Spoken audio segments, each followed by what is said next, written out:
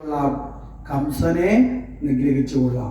എന്താണ് ഈ ഭൂഭാരവും കംസനുമായിട്ട് ബന്ധമെന്ന് ചോദിച്ചാൽ, ഭൂമിഭാരം ഉണ്ടാക്കുന്ന ദുർഗുണത്തിൻ്റെ മൂർത്തിമത് ഭാവമാണ് കംസൻ. എല്ലാ ദുർവാസനകളും എപ്പോഴാണ് ഒരാളിൽ ദൃഢമാകുന്നത് എന്ന് ചോദിച്ചാൽ കംസനെ മനസ്സിലാക്കിയാൽ മതി. കംസൻ ഞാനെന്ന ഭാവം കൊണ്ട് രൂഢമൂലമായ ദേഹാഭിമാന ബോധം കൊണ്ട് അഹങ്കരിക്കുന്നവനാണ് കംസൻ. കംസൻ എന്ന വാക്കിന്റെ അർത്ഥം തന്നെ ദേഹാഭിമാനത്തോട് കൂടിയവനാരോ അവൻ കംസൻ. മനസ്സിലായില്ലേ? അപ്പൊ നമ്മളിലൊക്കെ എന്തുണ്ട്? ഈ കംസഭാവം മനസ്സിലായോ? കുറച്ചെങ്കിലും ഒക്കെ ഉണ്ട്, കൂടിയും കുറഞ്ഞും ഒക്കെ ഇരിക്കും. എന്താ കാരണം? ഇടയ്ക്കിടയ്ക്ക് നമ്മളും പറയില്ലേ, ഞാൻ ആരാണെന്നറിയില്ല, എൻ്റെ സ്വഭാവം എന്താണെന്നറിയില്ല, ഞാൻ അങ്ങോട്ട് വന്നാലുണ്ടല്ലോ എന്നോട് കളിച്ചാൽ കാണിച്ചു തരാം. ഇതൊക്കെ പറയുന്നത് ഞാനെന്ന ഭാവം ഉയർന്നു വരുമ്പോൾ ആണ്. ഈ ഭാവം ജീവിതത്തിൽ ആധ്യാത്മികമായ ഈശ്വര ദർശനത്തിന് ജീവിതത്തിനും വിഘ്നങ്ങളെ സൃഷ്ടിക്കുന്നതാണ്. ദുർഗുണങ്ങളുടെ പൂർണ്ണതയാർന്ന എല്ലാ ദുർഗുണങ്ങളെയും വിളയിച്ചെടുക്കുന്ന ഭാവമാണ് ഞാനെന്ന ഭാവം. ഈ ഞാനും എൻ്റേതും എന്ന ഭാവം അകലുമ്പോഴാണ് ഈശ്വരനെ നേടാൻ സാധിക്കുന്നത്. അതുകൊണ്ടാണ് ഭാഗവതത്തിൻ്റെ തുടക്കത്തിൽ തന്നെ എൻ്റേതെന്നതിനെ കളയാൻ വരാഹാവതാരവും ഞാൻ എന്നതിനെ കളയാൻ നരസിംഹാവതാരവും നമ്മൾ ചർച്ച ചെയ്തു. മനസ്സിലായില്ലേ? അത് കഴിഞ്ഞ് വാമനാവതാരത്തിൽ വന്നപ്പോൾ ഞാൻ എന്നതിനെ ആശ്രയിച്ച് എൻ്റേതും എൻ്റേതല്ലാത്തതും ഭഗവാൻ രണ്ട് പാദം കൊണ്ട് അളന്നെടുത്തു. അത് കഴിഞ്ഞ് ഞാൻ എന്ന അഹന്തയുടെ മുകളിൽ പാദം വെച്ച് അല്ലേ, അത് ഭഗവാന്റെ പാദത്തിൽ സമർപ്പിച്ചു. ഇങ്ങനെയൊക്കെ നമ്മൾ ഒട്ടനവധി കാര്യങ്ങൾ ചർച്ച ചെയ്തു. ഇനി ഭഗവാൻ ജനിച്ചതോടുകൂടി ഇവിടെ കംസൻ ഭഗവാനെ നിഗ്രഹിക്കാനുള്ള അസുരന്മാരെ അയച്ചു തുടങ്ങി. ഭൂതന തൊട്ടങ്ങോട്ട് അയച്ചു തുടങ്ങി. ഇവരെല്ലാവരും ദേഹാഭിമാനമെന്ന അജ്ഞാനത്തിൽ സഹവർത്തിക്കുന്ന, അജ്ഞാനത്തിൽ കുടിയിരിക്കുന്ന ദുർഗുണങ്ങളാണ്. മനസ്സിലായില്ലേ? ഇവരെല്ലാവരും പോയത് ഇവിടുന്ന് കംസന്റെ അടുത്തു നിന്നാണ്. അപ്പൊ കംസൻ എന്ന ഭാവത്തിൽ നമ്മൾ എത്തുമ്പോൾ നമ്മളിലുള്ള ദുർഗുണങ്ങളാണ് ഇവിടെ ഭഗവാനെ നിഗ്രഹിക്കാൻ പുറപ്പെട്ട ഓരോ ദുർഭാവനകളെന്ന് നമ്മൾ മനസ്സിലാക്കണം. എന്താണെന്ന് ചോദിച്ചാൽ, നമ്മളിലുള്ള ഞാനെന്ന ഭാവം നമ്മളിലെ ഈശ്വരചിന്ത ഉയരുന്നതിന് എപ്പോഴും തടസ്സമായിരിക്കും. ഈശ്വരചിന്ത ഉയർന്നു കഴിയുമ്പോൾ ആ ഈശ്വരചിന്തയെ ഇല്ലാതാക്കാൻ നമ്മളിൽ തന്നെ ഒരു പ്രതിക്രിയ ആരംഭിക്കും. ആരെ? ഈ അഹങ്കാരം ഓരോരോ ദുർഗുണങ്ങളെ കുത്തിപ്പൊക്കി നമ്മളെ മുകളിലേക്ക് ആധിപത്യം ഉറപ്പിക്കാൻ വിട്ടുകൊണ്ടിരിക്കും. ആ സമയങ്ങളിലൊക്കെ നമ്മൾ ഭക്തിപൂർവം ഭഗവാനെ ഭജിച്ച് നമ്മളിൽ ഉയർന്നു പോകുന്ന അന്ധക്കരണ മാലിന്യം, മനസ്സിലായില്ലേ? മനോമാലിന്യങ്ങൾ എന്ത് ചെയ്യണം? ഇല്ലാതാക്കണം. ഈ മനോമാലിന്യങ്ങളാണ് ഭൂതനെയും ഷടകാസുരനും തൃണാവർത്തനും ഒക്കെ എന്ന് പറയുന്നതൊക്കെ മനസ്സിന്റെ മാലിന്യങ്ങളാണ്. ഞാനെന്ന ഭാവത്തിൽ നിന്ന് ഉണ്ടാകുന്ന മാലിന്യം. അതുകൊണ്ടാണ് ഇവരെല്ലാം ദുർഗുണങ്ങളാണെന്ന് പറഞ്ഞത്. അജ്ഞാനമാണ്, ജഡത്വവാദമാണ്, കാമവാസനയാണ്, ഡംബാണ്, മമതയാണ്, കർമ്മഫലമാകുന്ന പാപമാണ്. മനസ്സിലായില്ലേ? ഇങ്ങനെ ചെയ്തു വരുന്ന രാഗദ്വേഷങ്ങളാകുന്ന ഇത്തരം ദുർവാസനകൾ നമ്മളിൽ ഉയർന്നു പൊങ്ങി നമ്മളിലെ ഈശ്വര ചിന്തയെ വികലമാക്കാൻ ശ്രമിക്കും. ഈ സമയത്തൊക്കെ ആ ആപത്തിൽ പെടാതെ രക്ഷപ്പെടാൻ നമ്മൾ ആരെ ആശ്രയിക്കണം? ഭഗവാനെ ആശ്രയിക്കണം. എങ്ങനെയാ ഭഗവാനെ ആശ്രയിക്കാൻ സാധിക്കുന്നത്? ഭഗവാന്റെ ചിത്രം കൊണ്ടല്ല ലോക്കറ്റ് പണിഞ്ഞ് കരുത്തിലിട്ടുകൊണ്ട് നടക്കുക, അങ്ങനെയാണോ? അതോ വീട്ടിന്റെ ഫ്രണ്ട് വലിയ ചിത്രം വെച്ചിട്ട് അതിന്റെ മുമ്പിൽ തന്നെ മാറാതിരിക്കലാണോ? അല്ല. മനസ്സുകൊണ്ട്, നാമജപം കൊണ്ടും, മനസ്സിലായില്ലേ? മനസ്സ് ഭഗവാനിൽ ആശ്രയിക്കണം. നമ്മൾ പറഞ്ഞില്ലേ, ഭഗവാനെ ആശ്രയിക്കാൻ വേണ്ടിയിട്ടാണ് ഭഗവാൻ നമുക്ക് എന്ത് തരുന്നത്? സുഖവും ദുഃഖവും തരുന്നത്. സുഖം തരുമ്പോൾ ഭഗവാനെ, ഈ സുഖങ്ങളൊക്കെ എനിക്ക് തന്നത് നിന്റെ കാരുണ്യം കൊണ്ടാണ് എന്ന് ചിന്തിച്ച് ഭഗവാനെ സ്മരിക്കണം. ദുഃഖം വരുമ്പോഴോ ഭഗവാനെ, ഈ ദുഃഖത്തെ കടക്കാൻ നീയല്ലാതെ എനിക്ക് മറ്റാരും ആശ്രയമില്ല എന്ന ആശ്രയബോധം കൊണ്ടും, മനസ്സിലായില്ലേ? ജീവിതത്തിൽ ആരെ ആശ്രയിക്കണം? ഭഗവാനെ. അപ്പൊ സുഖത്തിൽ സ്മരിക്കുകയും ദുഃഖത്തിൽ ആശ്രയിക്കുകയും, ഇത് രണ്ടും ഒരുമിച്ച് വന്നാലോ പരമഭാഗ്യം. മനസ്സിലായില്ലേ? സ്മരണയും ആശ്രയവും ഉണ്ടായാൽ പരമഭക്തിയിലേക്ക് നമുക്ക് എത്താൻ സാധിക്കും. ആ പരമഭക്തിയിലേക്കുള്ള യാത്രയിലാക്കിയാണ് ഭാഗവതം നമ്മളെ രൂപപ്പെടുത്തുന്നത്.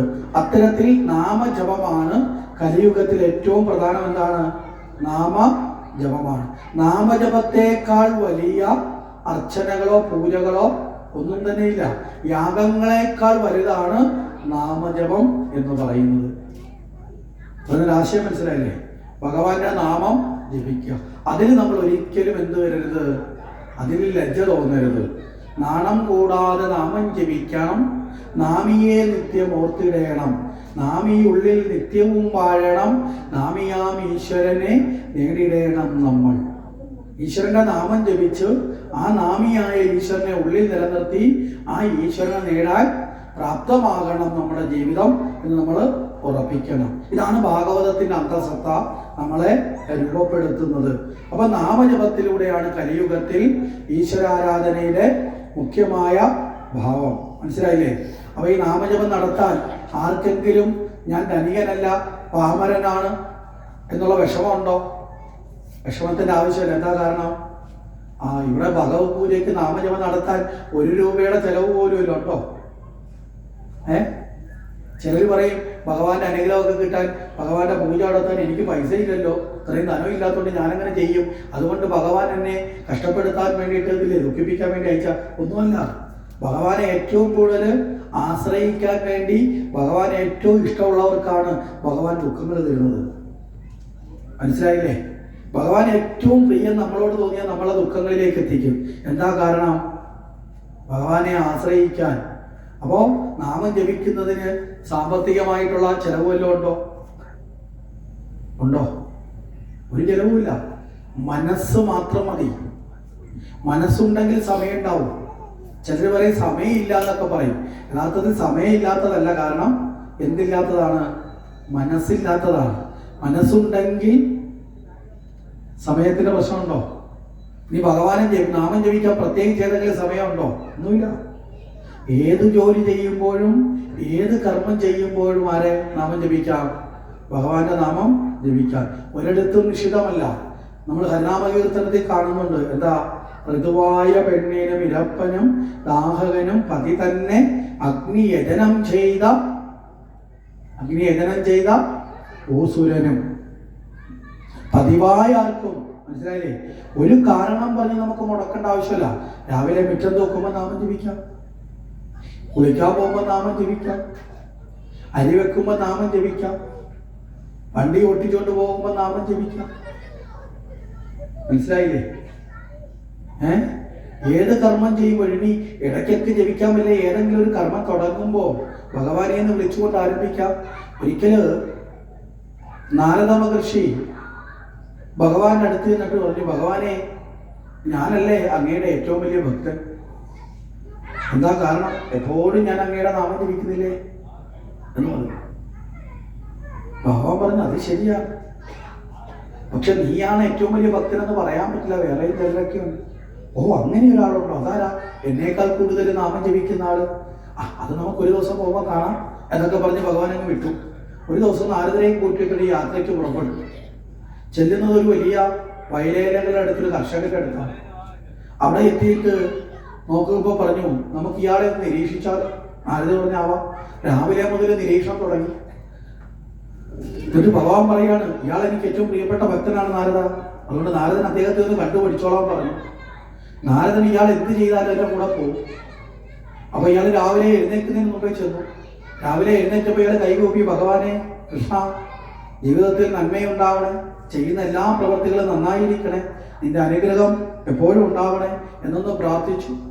അത് കഴിഞ്ഞ് നേരെ പോയി പ്രാഥമിക കർമ്മങ്ങളൊക്കെ ഒന്ന് കുളി കഴിഞ്ഞ് വന്നപ്പോൾ നേരെ വീട്ടിലെ പൂജാമുറിയിൽ കയറി ഭഗവാനെ എന്നൊന്ന് വിളിച്ചു, കൃഷ്ണാന്ന് വിളിച്ചു. ഒന്നൊരു കുറിയൊക്കെ തൊട്ടു. നേരെ പണിക്കിറങ്ങി. പണിയായുധമൊക്കെ എടുത്ത് വയലിലെത്തി. പണി തുടങ്ങുന്നതിന് മുമ്പ് ഭൂമിയെ തൊട്ട് തൊഴുതു. ഭഗവാനെ നല്ല കൃഷി, നല്ല വിളവൊക്കെ ഉണ്ടാവണേ എന്ന് പ്രാർത്ഥിച്ചുകൊണ്ട് പണി തുടങ്ങി. ഒരു ഉച്ചയോടുകൂടി കഴിഞ്ഞപ്പോൾ, പണി കഴിഞ്ഞ് ആഹാരം കഴിക്കാൻ കയറിയപ്പോൾ, ഭക്ഷണം കഴിക്കുന്നതിന് മുമ്പ് ഭഗവാനെ ഒന്ന് നമസ്കരിച്ച് ഭക്ഷണം കഴിച്ചു. വൈകുന്നേരത്ത് പണി കഴിഞ്ഞ് തിരിച്ച് വീട്ടിലെത്തി കുളി കഴിഞ്ഞ് നേരെ പൂജാസ്ഥാനത്തേക്ക് ചെന്നൊരു പൂവൊക്കെ പിച്ച് വെച്ച് ഭഗവാനെ ഒന്ന് നമസ്കരിച്ചു. കുറേ നേരം വീട്ടിലുള്ളവരോടൊക്കെ കാര്യം പറഞ്ഞിരുന്നു. അത് കഴിഞ്ഞ് കിടക്കാൻ നേരത്ത്, ഭഗവാനെ, ഇന്ന് ചെയ്ത ഏതെങ്കിലും കർമ്മത്തിൽ തെറ്റുപറ്റിയിട്ടുണ്ടെങ്കിൽ അത് ക്ഷമിക്കണമേ, നാളത്തെ ദിവസം കൂടുതൽ ശുഭകരമാക്കി തരണമേ എന്ന് പ്രാർത്ഥിച്ചിട്ട് കിടന്ന് ഉറങ്ങി. നാരദൻ ഇങ്ങോട്ടൊന്ന് ഭഗവാന്റെ അടുത്ത് ചൂടായി. ഇയാളാണോ പരമഭക്തൻ? ഞാൻ ജപിക്കുന്ന നാമത്തിന്റെ 10-1 പോലും 100-1 പോലും ഇയാള് ജപിച്ചിട്ടില്ല. ഞാൻ എപ്പോഴും നാരായണ നാരായണ നാരായണ എന്ന് ചോദിക്കുമ്പോൾ എൻ്റെ നാമജപത്തിനൊരു വിലയില്ലേ? ഇത് ആകപ്പാടെ വന്ന് അല്ലേ, ഇടയ്ക്കിടയ്ക്ക് ഒരു ദിവസം എണ്ണിയാൽ ഒരു 10 തവണയൊക്കെ ആര് വിളിച്ചിട്ടുള്ളൂ? ഈ കർഷകൻ വിളിച്ചിട്ടുള്ളൂ. ഇതാണോ പരമഭക്തന്റെ ലക്ഷണം എന്നൊക്കെ ചോദിച്ചുകൊണ്ട് നേരെ നാരദര് ചോദിച്ചപ്പോൾ ഭഗവാൻ പറഞ്ഞു, നാരദരെ എന്തായാലും നമുക്ക് നേരം വെളുക്കട്ടെ, നാളെ പരിഹാരം കാണാം. മനസ്സിലായില്ലേ? പിറ്റേന്ന് നാരദരെ വിളിച്ചിട്ട് ഭഗവാൻ ആ കൃഷിയിടത്തിന്റെ സൈഡിലായിട്ട് കുന്നു നിൽക്കുന്നുണ്ട്. ആ കുന്നിൻ്റെ അടുത്ത് കൊണ്ടുപോയിട്ട് ഒരു കലം നിറയെ വെണ്ണ അതിങ്ങനെ കൊടുത്തു. ഒരു കലം നിറച്ച് അതിൻ്റെ നെയ്യ് എടുത്തിട്ട് കൊടുത്തു. ആ നെയ്യ് ഇങ്ങനെ കൊടുത്തിട്ട് പറഞ്ഞു, ഇത് ശിരസിൽ വെച്ചുകൊണ്ട് നടക്കണം, ഒരു തുള്ളി പോലും എന്ത് ചെയ്യരുത്, തറയിലേക്ക് വീഴരുത്. എന്നിട്ട് ഭഗവാൻ ഒരു ഭീകര രൂപത്തെ കൂടെ സൃഷ്ടിച്ചു, അടുത്ത് നിർത്തി, കയ്യിലൊരു വലിയ വടവാളൊക്കെ കൊടുത്തു. എന്നിട്ട് പറഞ്ഞു, ഏതെങ്കിലും ഒരു തുള്ളി വീണാൽ അപ്പോഴേ നാരദരെ കൈ വെട്ടിയേക്കണം. മനസ്സിലായില്ലേ? നാരദര് കേൾക്കെ തന്നെ പറഞ്ഞത്. നാരദർ ഇത് തലയിൽ വെച്ചുകൊണ്ട് നടക്കാൻ തുടങ്ങി. ഈ പർവ്വതം ചുറ്റി വരണം. അപ്പോൾ ഈ പർവ്വതം ചുറ്റി വരണമെങ്കിൽ ഏതാണ്ട് ഒരു രാവിലെ തുടങ്ങിയാൽ വൈകുന്നേരം എടുക്കും. നാരദർ ഇതും കൊണ്ട് പതുക്കെ നടക്കാൻ തുടങ്ങി. കാരണം എന്താ, സ്പീഡിന് നടന്നാൽ നെയ് താഴേക്ക് വീണാലോ, താഴെ വീണ് കഴിഞ്ഞാൽ എന്താണ്, ഭഗവാൻ പറഞ്ഞത് തെറ്റും. അത് മാത്രമല്ല, കൂടെ ആളുമായിട്ട് ആള് നടപ്പുണ്ട്, അയാൾ പുറകിൽ നടക്കുക. ഇങ്ങനെ ഒരു തുള്ളി വീഴാൻ കാത്ത് നാരദർ ഇതും കൊണ്ട് ഇങ്ങനെ നടന്ന് വൈകുന്നേരം ആയപ്പോൾ ഭഗവാന്റെ മുമ്പിൽ കൊണ്ടുവച്ചു. ഭഗവാൻ നോക്കി, നാരദർക്ക് 2 കൈയും കാലും ഒക്കെ ഉണ്ട്, ഒന്നും വെട്ടിയിട്ടില്ല. അതിന്റെ അർത്ഥം എന്താ, ഒരു തുള്ളി പോലും നിലത്ത് പോയിട്ടില്ല. ഭഗവാൻ എന്നാലും ചോദിച്ചു, നാരദരെ അല്പമെങ്കിലും നിലത്ത് പോയോ? ഇല്ല ഭഗവാനെ, ഒരു തുള്ളി പോലും നിലത്ത് പോയിട്ടില്ല. കണ്ടില്ലേ, അങ്ങ് വിട്ട ആള് വരെ കൂടെ നടന്ന് നോക്കിക്കൊണ്ടിരുന്ന എൻ്റെ കൈയും കാലും ഒക്കെ യഥാസ്ഥാനത്തുണ്ടല്ലോ എന്നൊക്കെ സന്തോഷത്തോടെ നാരദര് പറഞ്ഞു. ആ സമയത്ത് ഭഗവാൻ ചോദിച്ചു, നാരദരെ എത്ര തവണ എൻ്റെ നാമം ജപിച്ചു? നാരദര് പറഞ്ഞു, ഭഗവാനെ ക്ഷമിക്കണം, അങ്ങയുടെ നാമം ജപിക്കാൻ എന്നെ കൊണ്ട് പറ്റിയില്ല. കാരണം എൻ്റെ ശ്രദ്ധ മുഴുവൻ ഏതിലായിരുന്നു? ഈ നെയ്ക്കകത്തായിരുന്നു. ഇത് വീഴാതിരിക്കാൻ വേണ്ടി ഞാൻ ശ്രദ്ധിച്ചപ്പോൾ എൻ്റെ ശ്രദ്ധ വിട്ടുപോയി. മനസ്സിലായില്ലേ?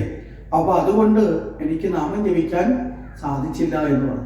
അപ്പോഴാണ് ഭഗവാൻ പുഞ്ചിരിച്ചുകൊണ്ട് നാരദരെ, നാരദർ ഒരു കർമ്മത്തിൽ ബന്ധിതനായപ്പോൾ എൻ്റെ നാമം ഒരു തവണ പോലും ജപിക്കാൻ നാരദർക്ക് പറ്റിയില്ല. പക്ഷേ ഈ സാധാരണക്കാരനായ കർഷകൻ ജീവിതത്തിന്റെ പ്രാരാബ്ധങ്ങളിൽ ബന്ധിക്കപ്പെട്ട് അല്ലേ, അദ്ദേഹം കുടുംബജീവിതവും കാർഷികവും ഇതെല്ലാം നോക്കിക്കൊണ്ട് തൊഴിലെടുക്കുന്ന വേളയിൽ പോലും കുറഞ്ഞതൊരു 10 തവണയെങ്കിലും എൻ്റെ നാമം ജപിച്ചില്ലേ? അപ്പോ എൻ്റെ ഭക്തന്മാരിൽ ഉത്തമനല്ലേ അദ്ദേഹം? മനസ്സിലായില്ലേ? അങ്ങനെയാവണം ഭക്തൻ. അവനവൻ ചെയ്യേണ്ട കർമ്മം ചെയ്തുകൊണ്ട് നാമം ജപിക്കണം. അവനവൻ ചെയ്യേണ്ട കർമ്മം ചെയ്യാതെ നാമം ജപിച്ചത് കൊണ്ട് ജീവിതത്തിന് ഒരിക്കലും ഉയർച്ച ഉണ്ടാവില്ല. അതും ഭാഗവതം തന്നെ പറയുന്നുണ്ട് കുചേലന്റെ തത്വത്തിലൂടെ. നമ്മളിന്ന് ഉച്ചയ്ക്ക് ചർച്ച ചെയ്തിരുന്നു. കുചേലൻ സ്വന്തം കുടുംബം നോക്കിയില്ല, പകരം നാമം ജപിച്ചു. അതുകൊണ്ട് കുടുംബത്ത് എന്ത് വന്നു? ദാരിദ്ര്യം വന്നു. ജോലി കൂടി ചെയ്തിട്ടായിരുന്നു നാമം ജപിച്ചതെങ്കിലോ വീട്ടിൽ പട്ടിണി വരുമായിരുന്നോ? വരില്ല.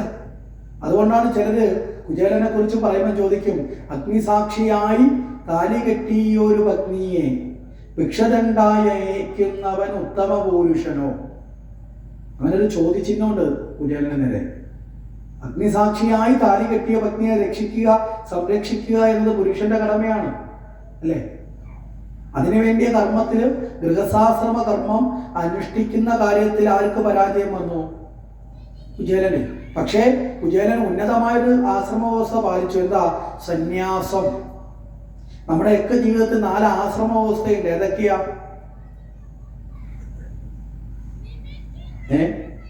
നമ്മൾ തുടക്കം തൊട്ട് പറഞ്ഞ ഭാഗവതം നമ്മുടെ ജീവിതത്തെ ചിട്ടപ്പെടുത്താനാണ്. ഏതൊക്കെ നമ്മുടെ ആശ്രമവ്യവസ്ഥകള്? നമ്മളെല്ലാവരും ജീവിതത്തിൽ കടന്നു പോകേണ്ടതാണ്. ഏതൊക്കെയാ? ഒരു മനുഷ്യന്റെ ആയുസ്സിനെ 4ആയി പകുത്താൽ അതില് ഓരോ 4-1 ഓരോരോ ആശ്രമവ്യവസ്ഥയിലാണെന്ന് പറയും. ഒന്നാമത്തത് ബ്രഹ്മചര്യം. ബ്രഹ്മചര്യം എന്ന് പറഞ്ഞാൽ എന്താ? ബ്രഹ്മചര്യം ഏറ്റവും കൂടുതൽ തെറ്റിദ്ധരിക്കപ്പെട്ടിട്ടുള്ള ഒരു ആശ്രമവ്യവസ്ഥയാണ്. ബ്രഹ്മചര്യം എന്ന് പറഞ്ഞാൽ ചിലർ പറയും കല്യാണം കഴിക്കാൻ നടക്കുന്നതാണെന്ന് പറയും. അല്ല കേട്ടോ, അങ്ങനെ അല്ല അർത്ഥം എടുക്കരുത്.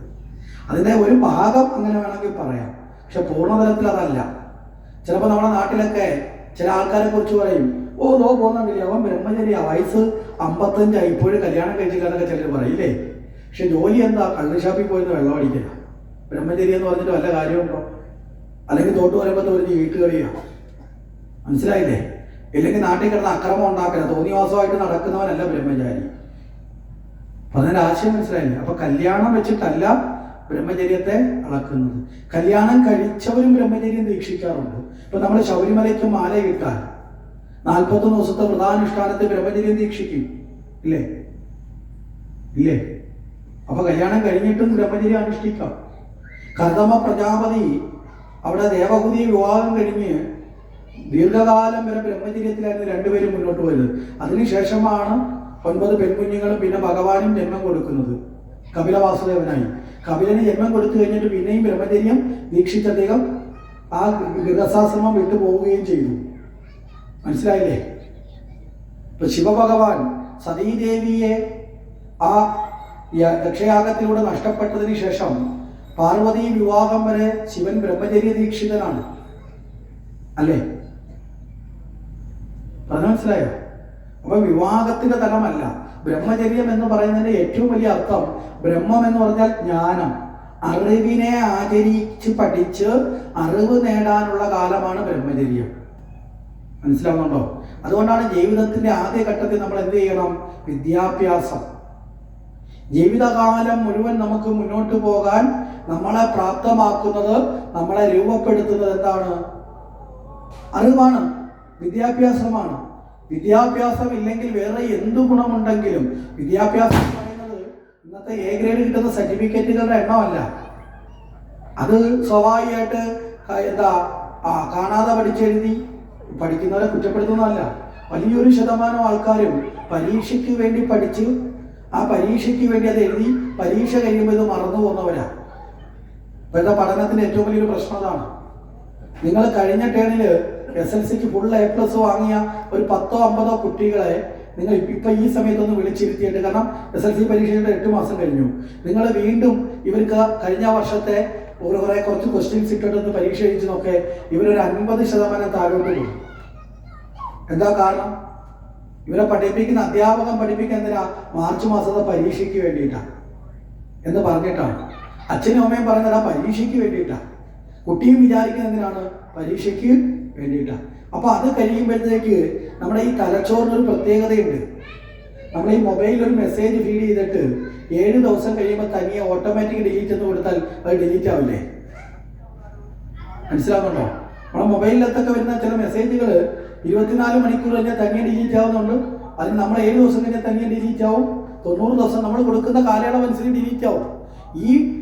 ഈ ടെക്നോളജി കണ്ടുപിടിച്ച ആ കണ്ടുപിടുത്തത്തിന്റെയും വലിയ തരത്തിലുള്ള യന്ത്ര സംവിധാനമാണ് ഈ സാധനം. ഇത് ഉപയോഗിച്ചല്ലേ ഇത് കണ്ടുപിടിച്ചത്. അതിനെ മനസ്സിലായില്ലേ?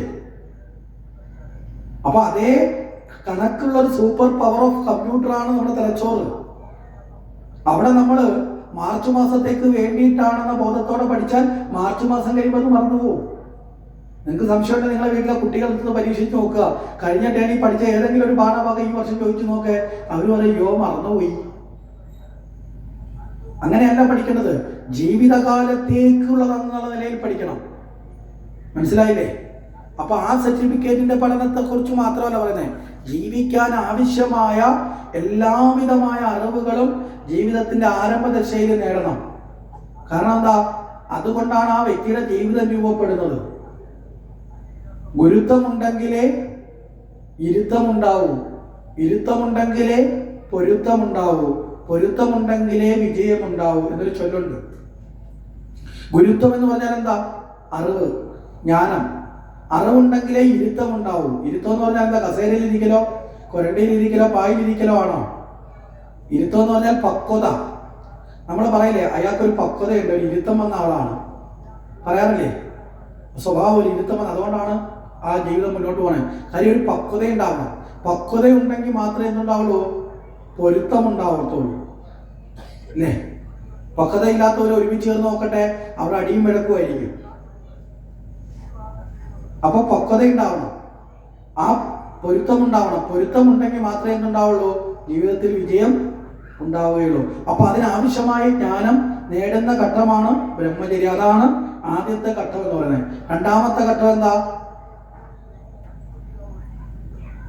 അറിവ് നേടിയ ഒരു പ്രായത്തിന്റെ ആദ്യ ഘട്ടം കഴിഞ്ഞു. ഒരു 10-25 വയസ്സ് വരെ കണക്കാക്കാം. അത് കഴിഞ്ഞാൽ അടുത്ത ഘട്ടം എന്താ? ഗൃഹസ്ഥാശ്രമം. ഗൃഹസ്ഥാശ്രമം എന്ന് പറഞ്ഞാൽ എന്താ? അറിഞ്ഞ അറിവിനെ മാറ്റുരച്ചു നോക്കുന്ന സ്ഥലമാണ്. അവിടെയാണ് വിട്ടുവീഴ്ചകളും പ്രാരാബ്ധവും ദുഃഖവും സഹനവും ഒക്കെ വേണ്ടി വരുന്നത്. എവിടെയാ? കുടുംബജീവിതത്തിലല്ലേ? മനസ്സിലാവുന്നുണ്ടോ?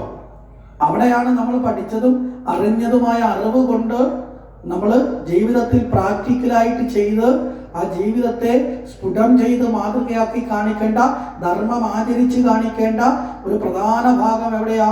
ഗൃഹസ്ഥ ജീവിതമാണ്. നമ്മൾ ഭഗവാന്റെ ഗൃഹസ്ഥാശ്രമവും കുചേലന്റെ ഗൃഹസ്ഥാശ്രമവും ഒക്കെ ചർച്ച ചെയ്തപ്പോൾ ഏകദേശം നമ്മൾ കുറേ വിഷയങ്ങൾ അതിൽ തന്നെ ചേർത്ത് പറഞ്ഞിട്ടുണ്ട്, നമുക്ക് മനസ്സിലായിട്ടുണ്ടാവും. അത് കഴിഞ്ഞാലോ? അത് കഴിഞ്ഞാൽ മൂന്നാമത്തത് വാനപ്രസ്ഥമാണ്. അപ്പൊ ആദ്യമേ ബ്രഹ്മചര്യം, പിന്നീട് കുടുംബജീവിതം, വിവാഹം കഴിഞ്ഞു, ഭാര്യാഭർത്താക്കന്മാരായി മക്കൾക്ക് ജന്മം കൊടുത്തു, അവരെയൊക്കെ നന്നായി വളർത്തി, അല്ലേ? അവരെയൊക്കെ വിവാഹമൊക്കെ കഴിപ്പിക്കുന്ന അത്യാദി കാര്യങ്ങളൊക്കെ ചെയ്യുന്നതാണ് ഗൃഹസ്ഥ ആശ്രമം. ഒരു കുടുംബത്തെ പോറ്റി വളർത്തി പരിരക്ഷിക്കുക എന്നുള്ളതാണ്. അപ്പൊ അത് കഴിഞ്ഞാൽ അടുത്തത് എന്താ? വാനപ്രസ്ഥം. എന്താ ഈ വാനപ്രസ്ഥം എന്ന് പറഞ്ഞാൽ? ഇതൊക്കെ അറിയാതെ ഇപ്പോഴും ഗൃഹസ്ഥാശ്രമത്തിൽ ഇരിക്കുന്നതാ പല വീട്ടിലെയും പലരുടെയൊക്കെ കുഴപ്പം. ഇരിക്കേണ്ടടുത്തൊന്നും മാറി ഇരിക്കത്തില്ല, മനസ്സിലായില്ലേ? ഓരോരോ ഘട്ടത്തിലും ഓരോരോ തരത്തിലിരിക്കണം. അവിടുന്ന് മാറി ഇരുന്നില്ലെങ്കിൽ എന്ത് സംഭവിക്കും?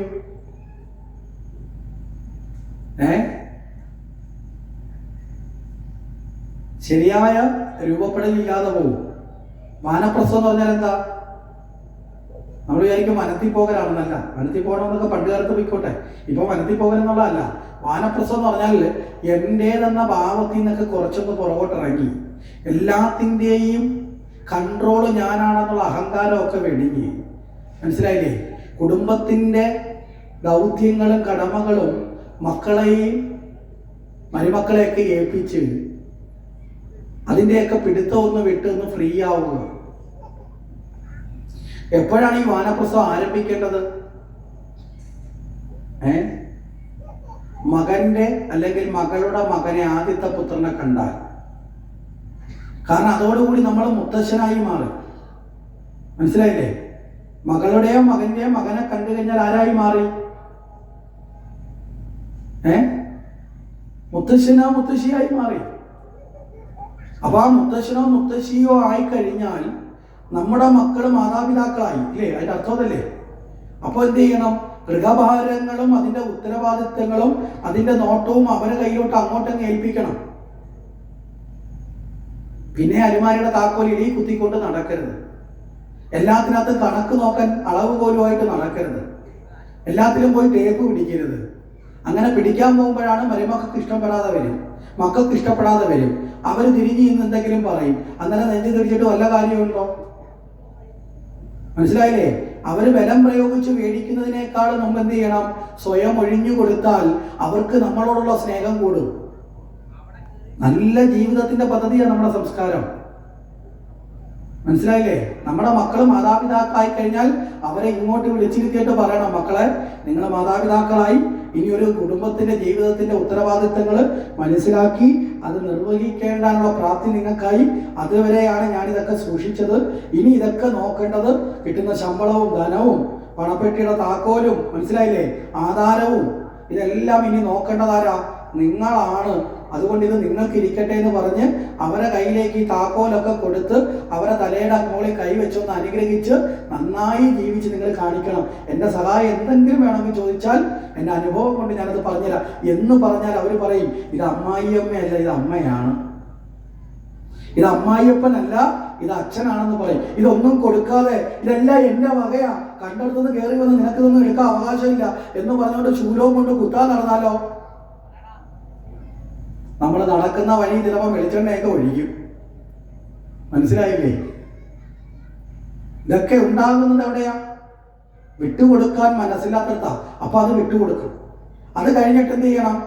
അവിടെ ഒരു നമ്മൾ പറയത്തില്ലേ, ഒരു രക്ഷകർത്താവായി ഒരു രക്ഷാധികാരിയെ പോലെ വീട്ടിനോട് ചേർന്നിട്ടുള്ള മറ്റ് സസ്യജാലങ്ങളെ പരിചരിക്കുക, വീട്ടിലുള്ള ചെറിയ ജീവികളുണ്ടെങ്കിൽ അതിനെയൊക്കെ സംരക്ഷിക്കുക, അത്യാവശ്യം കുറച്ച് കൃഷിയൊക്കെ പുറത്തേക്കുക. അതൊക്കെ ചെയ്തിട്ട് എന്ത് ചെയ്യണം? ആ കുടുംബത്തിനോടൊപ്പം സമാധാനമായിട്ട് എല്ലാത്തിലും ആധിപത്യം ഉറപ്പിക്കാൻ പോകാതെ അവരെ അംഗീകരിച്ച് അവരോടൊപ്പം ചേർന്ന് ജീവിക്കണം. അങ്ങനെയാണെങ്കിൽ കുടുംബത്തെ പ്രശ്നങ്ങളും നെഞ്ചത്തിരിയൊക്കെ വലിയൊരളവ് കുറയും. ഇപ്പൊ നാട്ടിൽ നടക്കുന്ന ഒരു രീതിയുണ്ട്. മക്കളിലൊക്കെ വളർന്നു വരുമ്പോൾ കല്യാണം കഴിപ്പിക്കാൻ ഓടി നടക്കുന്നതും മക്കളുടെ കല്യാണം നടന്നില്ലെന്ന് പരാതി പറയുന്നത് അച്ഛനും അമ്മയൊക്കെയാണ്. പരാതിയൊക്കെ കഴിഞ്ഞ് കല്യാണം കഴിച്ചു കഴിഞ്ഞാൽ പിന്നെ കല്യാണം കഴിച്ചതിന്റെ പരാതിയാണ്. വന്ന് കയറിയതോടും മുടിഞ്ഞു. അവള് ശരിയല്ല, അവരല്ല ശരിയല്ലാത്തത്, അവരെ നിയന്ത്രിക്കാനുള്ള നമ്മൾ ശരിയല്ലാത്തതാണ്. അവരുടെ ഭാഗത്തും കുഴപ്പമുണ്ടാവും, പക്ഷെ നമ്മൾ അതിനെന്ത് ചെയ്യണം? മാനേജ് ചെയ്യണം. ആ വന്ന് കയറുന്ന കുട്ടിയേക്കാൾ പക്വതയുള്ളത് ഈ വീട്ടിൽ അമ്മയ്ക്കും അച്ഛനും അല്ലേ? അല്ലേ? ആണോ അല്ലയോ? ചിലർക്കൊക്കെ ഇതൊരു വലിയ വിഷമമായിട്ടായിരുന്നു കേൾക്കണേ. ചിലരെയൊക്കെ മുഖം ഇരുണ്ടുരുണ്ട് കയറുന്നുണ്ട്. ഇടിവെട്ടി മഴ പെയ്യുമോ? പുറകിരിക്കുന്ന ചില കൊച്ചു പ്രായമുള്ളവരുടെയൊക്കെ മുഖത്ത് ഭയങ്കര സന്തോഷം. കേൾക്കട്ടെ എൻ്റെ അമ്മായിയമ്മ, അവരിത് കേൾക്കണം, എന്തായാലും നന്നായി ഒക്കെ ഇവിടെ നടന്നത് എന്ന് അവർക്ക് സന്തോഷമുണ്ട്. അപ്പൊ എന്തായാലും ഇടിവെട്ടി മഴ പെയ്യുന്നൊരു സംശയം അതുപോലെ ഈ യാഥാർത്ഥ്യങ്ങൾ നമ്മൾ മനസ്സിലാക്കണം, ജീവിതത്തെ രൂപപ്പെടണം. അതുകൊണ്ട് പറഞ്ഞാൽ ഇനി ഇത് കഴിഞ്ഞ 4ാമത്തെ ആശ്രമമുണ്ട്. എന്താ 4ാമത്തെ ആശ്രമം? സന്യാസം. എന്താ ഈ സന്യാസം? കാഷായമൊക്കെ ഇട്ട് രുദ്രാക്ഷമൊക്കെ ഇട്ട് ഭസ്മക്കുരിയൊക്കെ ഇട്ട് വീട് വിട്ടു പോകലാണോ? അല്ല, വീട് വിട്ടു പോകലല്ല, ദേഹം എന്ന ബോധം വിട്ടു പോകണം. മനസ്സിലായില്ലേ?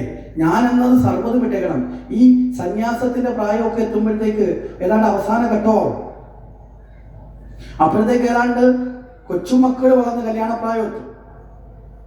അപ്പൊ ആ പ്രായമൊക്കെ എത്തുമ്പോഴത്തേക്ക് നമ്മൾ ഏതാണ്ട് ഇവിടുന്ന് പോകാനുള്ള ടിക്കറ്റ് റിസർവേഷൻ ചെയ്തിരിക്കുന്ന സമയമാവും.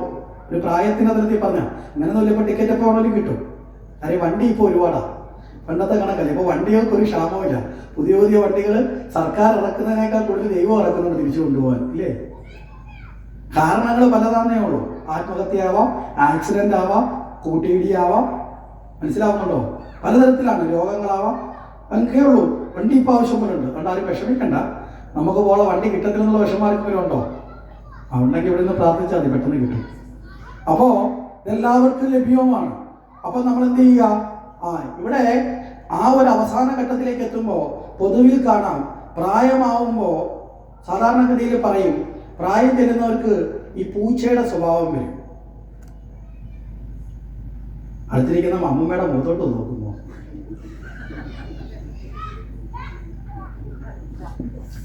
ഞാൻ പറഞ്ഞിട്ട് ഞാൻ നാളെ എൻ്റെ വീട്ടിൽ പോകും. മനസ്സിലായില്ലേ? വീട്ടിൽ ചെല്ലുമ്പോൾ പിന്നെ കാണേണ്ടത് അമ്മൂമ്മയാണ്. ഓർത്താ കൊള്ളാം. ഞാനിത് കഴിഞ്ഞ് നാളെ എൻ്റെ വീട്ടിൽ പോകും. അത് കഴിഞ്ഞ് മറ്റേനാൾ അടുത്ത യജ്ഞത്തിലേക്ക് ആലപ്പുഴയ്ക്കും. അവിടെയും കഴിയുമ്പോൾ അടുത്തത് അങ്ങനെ. അപ്പോ ഈ പൂച്ചയുടെ സ്വഭാവം എന്ന് പറയാൻ കാരണം എന്താ? ഇതൊരു സൈക്കോളജിക്കലായിട്ടുള്ളൊരു വാക്കാന്നേ ഉള്ളൂ. അതാ പൂച്ചയുടെ കണക്കാവും എന്നുള്ളതല്ല. സ്വഭാവത്തിനൊരു രീതി വരും. പൂച്ചയുടെ ഒരു സ്വഭാവം ശ്രദ്ധിച്ചിട്ടുണ്ടോ? നമ്മളെയൊക്കെ വീട്ടിൽ വന്ന പൂച്ച, നമ്മൾ ആരെങ്കിലും വീടിൻ്റെ വാതിൽ തുറക്കാന്ന് വെച്ചോ, വെളിയിലിരിക്കുക പൂച്ച. നമ്മൾ വാതിൽ അങ്ങോട്ട് തുറന്ന് നമുക്ക് കയറാനുള്ള ഗ്യാപ്പ് ആവുന്നതിന് മുന്നേ പൂച്ച അകത്ത് ചാടിക്കും. കേരളത്തില്ലേ? അകത്ത് ഏതെങ്കിലും ഒരു ശബ്ദം കേട്ടാൽ ഓടി വന്ന് തലയിട്ട് നോക്കും.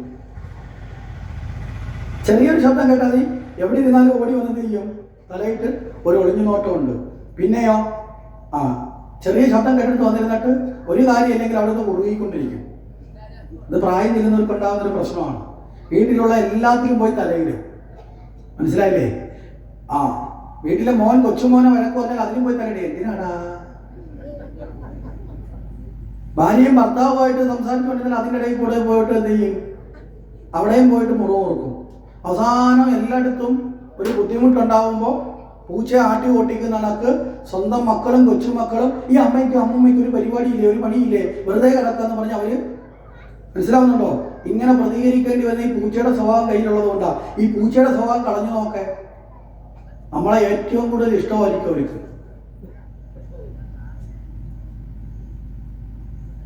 പിന്നെന്ത് വേണം? പകരം നാമജപം തുടങ്ങിയേക്കണം. അപ്പോഴേ ഏതാണ്ട് വാനപ്രസ്ഥത്തിലേക്ക് എത്തുന്ന കൊച്ചിനാളിലെ തുടങ്ങണം. വാനപ്രസ്ഥത്തിലേക്ക് എത്തിക്കഴിഞ്ഞാൽ കൂടുതലാവണം. സന്യാസം എത്തിക്കഴിഞ്ഞാൽ നാവ് കൊണ്ട് ഒരൊറ്റ പണി ചെയ്യാവും. കാരണം ഏറ്റവും അപകടം പിടിച്ച ആയുധമാണ് നാവ്. അത് ഏറ്റവും ശ്രദ്ധിച്ച് ഉപയോഗിച്ചില്ലെങ്കിൽ വയസ്സാം കാലത്ത് ഏറ്റവും ദുഃഖത്തിന് കാരണമായി തീരും. മനസ്സിലായില്ലേ? കാണുന്നതിനൊക്കെ അഭിപ്രായം പറയാൻ പോകാതിരിക്കാനാണ് നാമജപം എന്നൊരു പദ്ധതി തന്നെ വന്നിട്ടുള്ളത്. എന്ത് ചെയ്യണം? നാമം ജപിച്ചേക്കണം. വെറുതെ ഇരിക്കുമ്പോഴും അല്ലാത്ത സമയത്ത് നമശിവായ നമശിവായ നമശിവായ, അല്ലെങ്കിൽ നാരായണ നാരായണ നാരായണ നാരായണ നാരായണ നാരായണ എന്ന് പറഞ്ഞ് ജപിച്ചുകൊണ്ടിരിക്കണം. അപ്പം നമ്മളെ ബുദ്ധിമുട്ടിക്കാൻ, അഥവാ വീട്ടിലെ മരുമോളെന്ന് പറഞ്ഞാൽ അമ്മ അതൊന്ന് അരിഞ്ഞു വെച്ചേക്കണേ, നാരായണ നാരായണ നാരായണ. ഇപ്പോൾ മറ്റു കൊച്ചോം വന്നിട്ട് മുത്തശ്ശി എൻ്റെ തുണിയൊന്ന് കഴുകിയിട്ടേക്കണം, നാരായണ നാരായണ നാരായണ നാരായണ. മോൻ വന്നിട്ട് പറയാം അമ്മ എൻ്റെ ചെടിക്ക് വെള്ളം ഒഴിക്കണേ, നാരായണ നാരായണ നാരായണ നാരായണ നാരായണ. കുറെ കഴിയുമ്പോൾ ഇവരാരും പിന്നെ വരത്തില്ല. എന്താ കാര്യം? പറഞ്ഞിട്ടും വലിയ കാര്യമില്ല. നാരായണ നാരായണ നാരായണ. നമുക്കും സുഖം, അവർക്കും സുഖം. മനസ്സിലായില്ലേ? ജീവിതം എത്ര പരമാനന്ദത്തോടെ ആ ഭഗവാന്റെ നാമം ജപിച്ച ആനന്ദത്തോടെ ഭഗവത് സ്മരണയോടെ ഈ ശരീരം വിട്ടുപോകാൻ ഇതിനേക്കാളും നല്ലൊരു പദ്ധതി വേറെ ഉണ്ടാവും. ഈ ഒരു അവസ്ഥയിലേക്കാണ് ഭയം കൊണ്ടാണെങ്കിലും കംസൻ വന്നത്, അല്ലേ? ഭയം വന്ന് വന്ന് വന്ന് കംസൻ അവസാനം എവിടെ നോക്കിയാലും കൃഷ്ണ കൃഷ്ണ കൃഷ്ണ കൃഷ്ണ കൃഷ്ണ. നെല്ല് കണ്ടാലും കൃഷ്ണൻ, ആരെങ്കിലും വന്നാലും കൃഷ്ണൻ, കാറ്റടിച്ചാലും കൃഷ്ണൻ വരുന്നു. മനസ്സിലായില്ലേ? അങ്ങനെയായി മാറി. അങ്ങനെയാണ് കംസന് യഥാർത്ഥത്തിൽ സദ്ഗതി വരിക ചെയ്യുന്നത്. ദുഷ്ടനായ കംസന് പോലും. കാരണം എന്താ? ഭഗവാനെ കുറിച്ചിട്ടാണ് കംസന്റെ ഓർമ്മ. ഭയം കൊണ്ട് തന്നെ, വിദ്വേഷം കൊണ്ട്, ദേഷ്യം കൊണ്ട് ആരെയാ ഓർക്കുന്നത്? കൃഷ്ണനെയാണ്. അയച്ചവർ ഓരോന്നോരോന്നായിട്ട് ഇല്ലാണ്ടായി. അവസാനമാണ് അക്രൂരരെ അയച്ചു. എവിടേക്ക്? കൂട്ടിക്കൊണ്ടുവരാൻ. അക്രൂരന് പോയി കൂട്ടിക്കൊണ്ടുവന്നു. കൂട്ടിക്കൊണ്ടു വരുന്ന വേളയിൽ അക്രൂരുടെ മനസ്സിലൊരു ടെൻഷനുണ്ട്.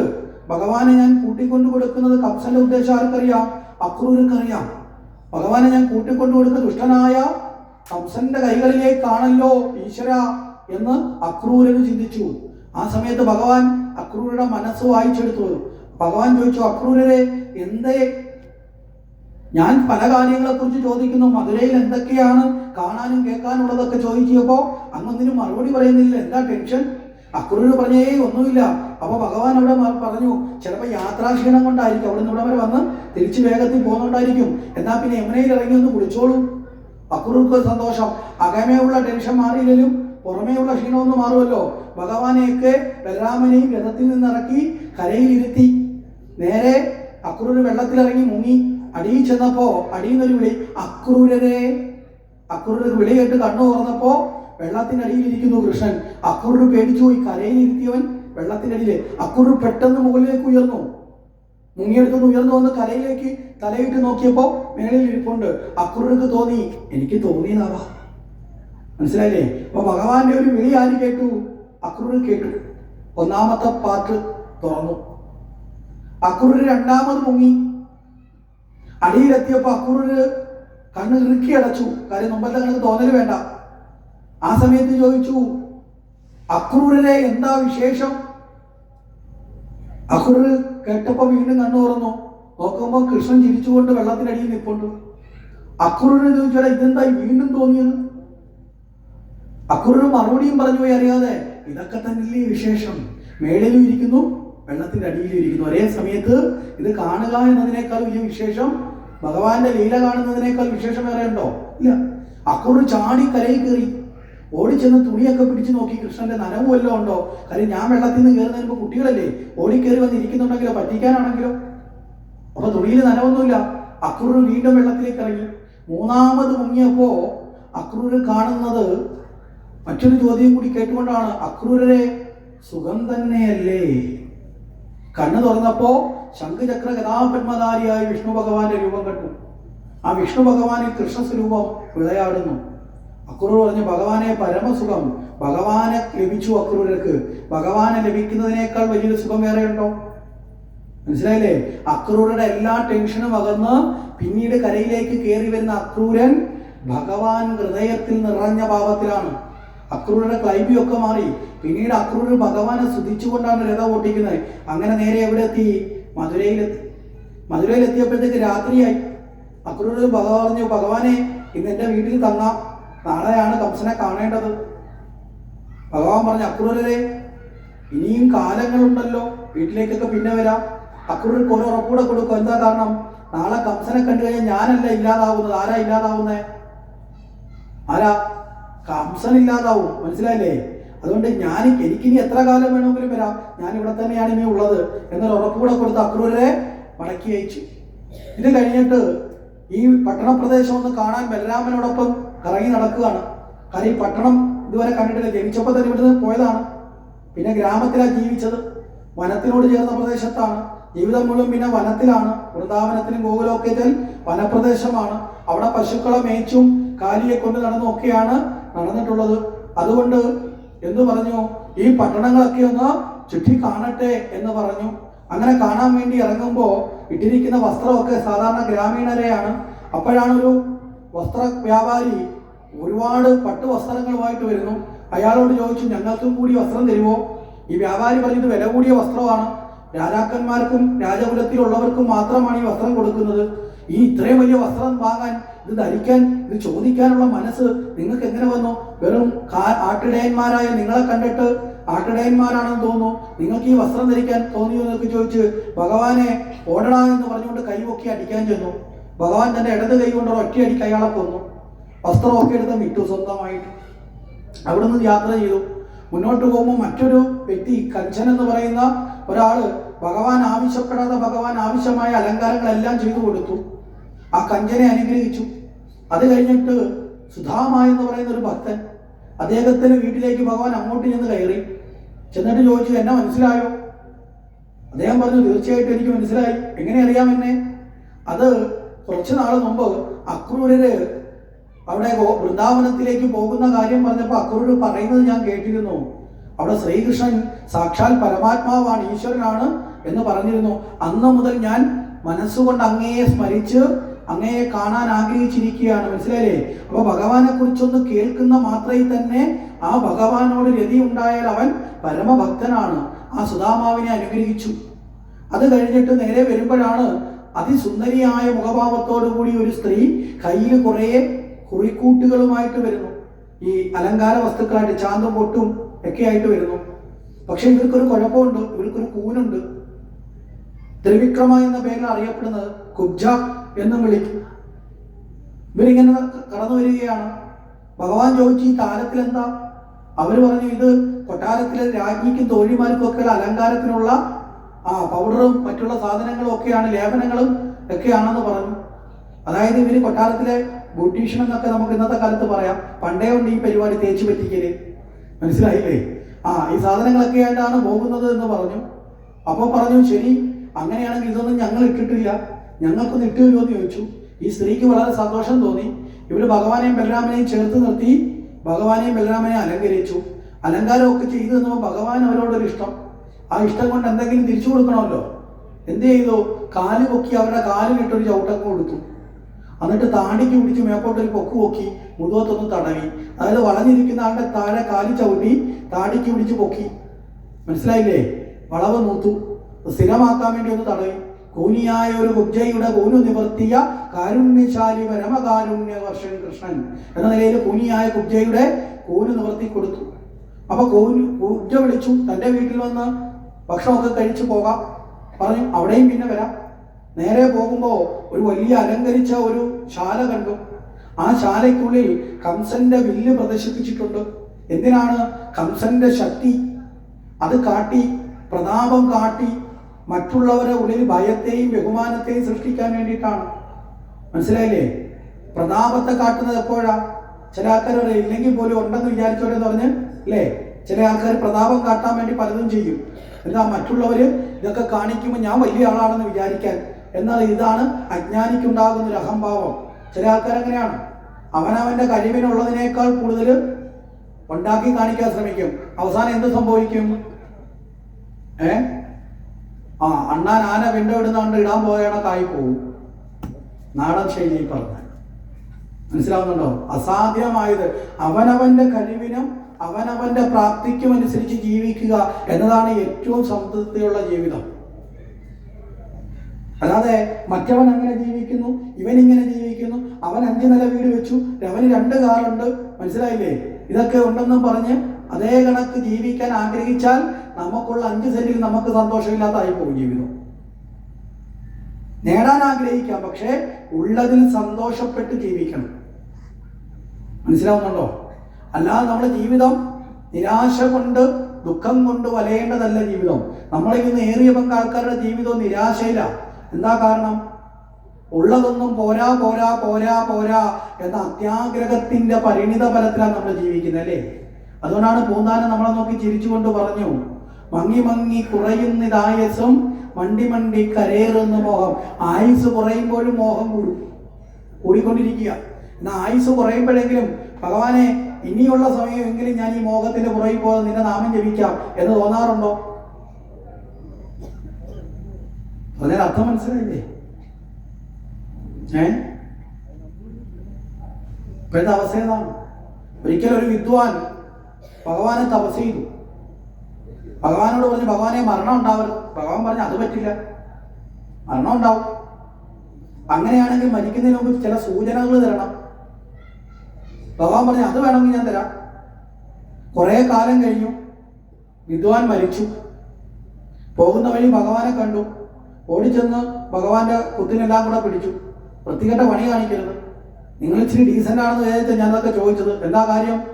ഞാൻ അന്നേ പറഞ്ഞു ചില സൂചനകൾ തരണം, എന്നിട്ട് എന്നെ പറ്റിച്ചല്ലോ എന്നൊക്കെ പറഞ്ഞു ഭഗവാൻ പറഞ്ഞു, ഞാൻ നിന്നെ പറ്റിച്ചിട്ടൊന്നുമില്ല, ഞാൻ പറഞ്ഞത് കൃത്യമായിട്ട് പാലിച്ചു. എന്താ, എങ്ങനെയാ? ഞാൻ സൂചനകൾ ഒന്നല്ല ഒരുപാട് തന്നു, നീ ഒരു സൂചനയെ ചോദിച്ചോളൂ. മനസ്സിലായില്ലേ? ഞാൻ ഒരുപാട്. അതെന്താ? ഞാൻ നിന്റെ കണ്ണിന്റെ കാഴ്ചയൊക്കെ ഒന്ന് കുറച്ചൊന്ന് പ്രായമായപ്പോ നീ ഉടനെ പോയിട്ട് കണ്ണാടി മേടിച്ചു വെച്ചു, എന്റെ കുഴപ്പമാണോ? ഞാൻ നിന്റെ തലമുടിയൊക്കെ ഒന്ന് നരപ്പിച്ചു, നീ അപ്പൊ കരികലത്തിന്റെ കരിയെടുത്ത് വാരി തേച്ചു, എന്റെ കുഴപ്പമാണോ?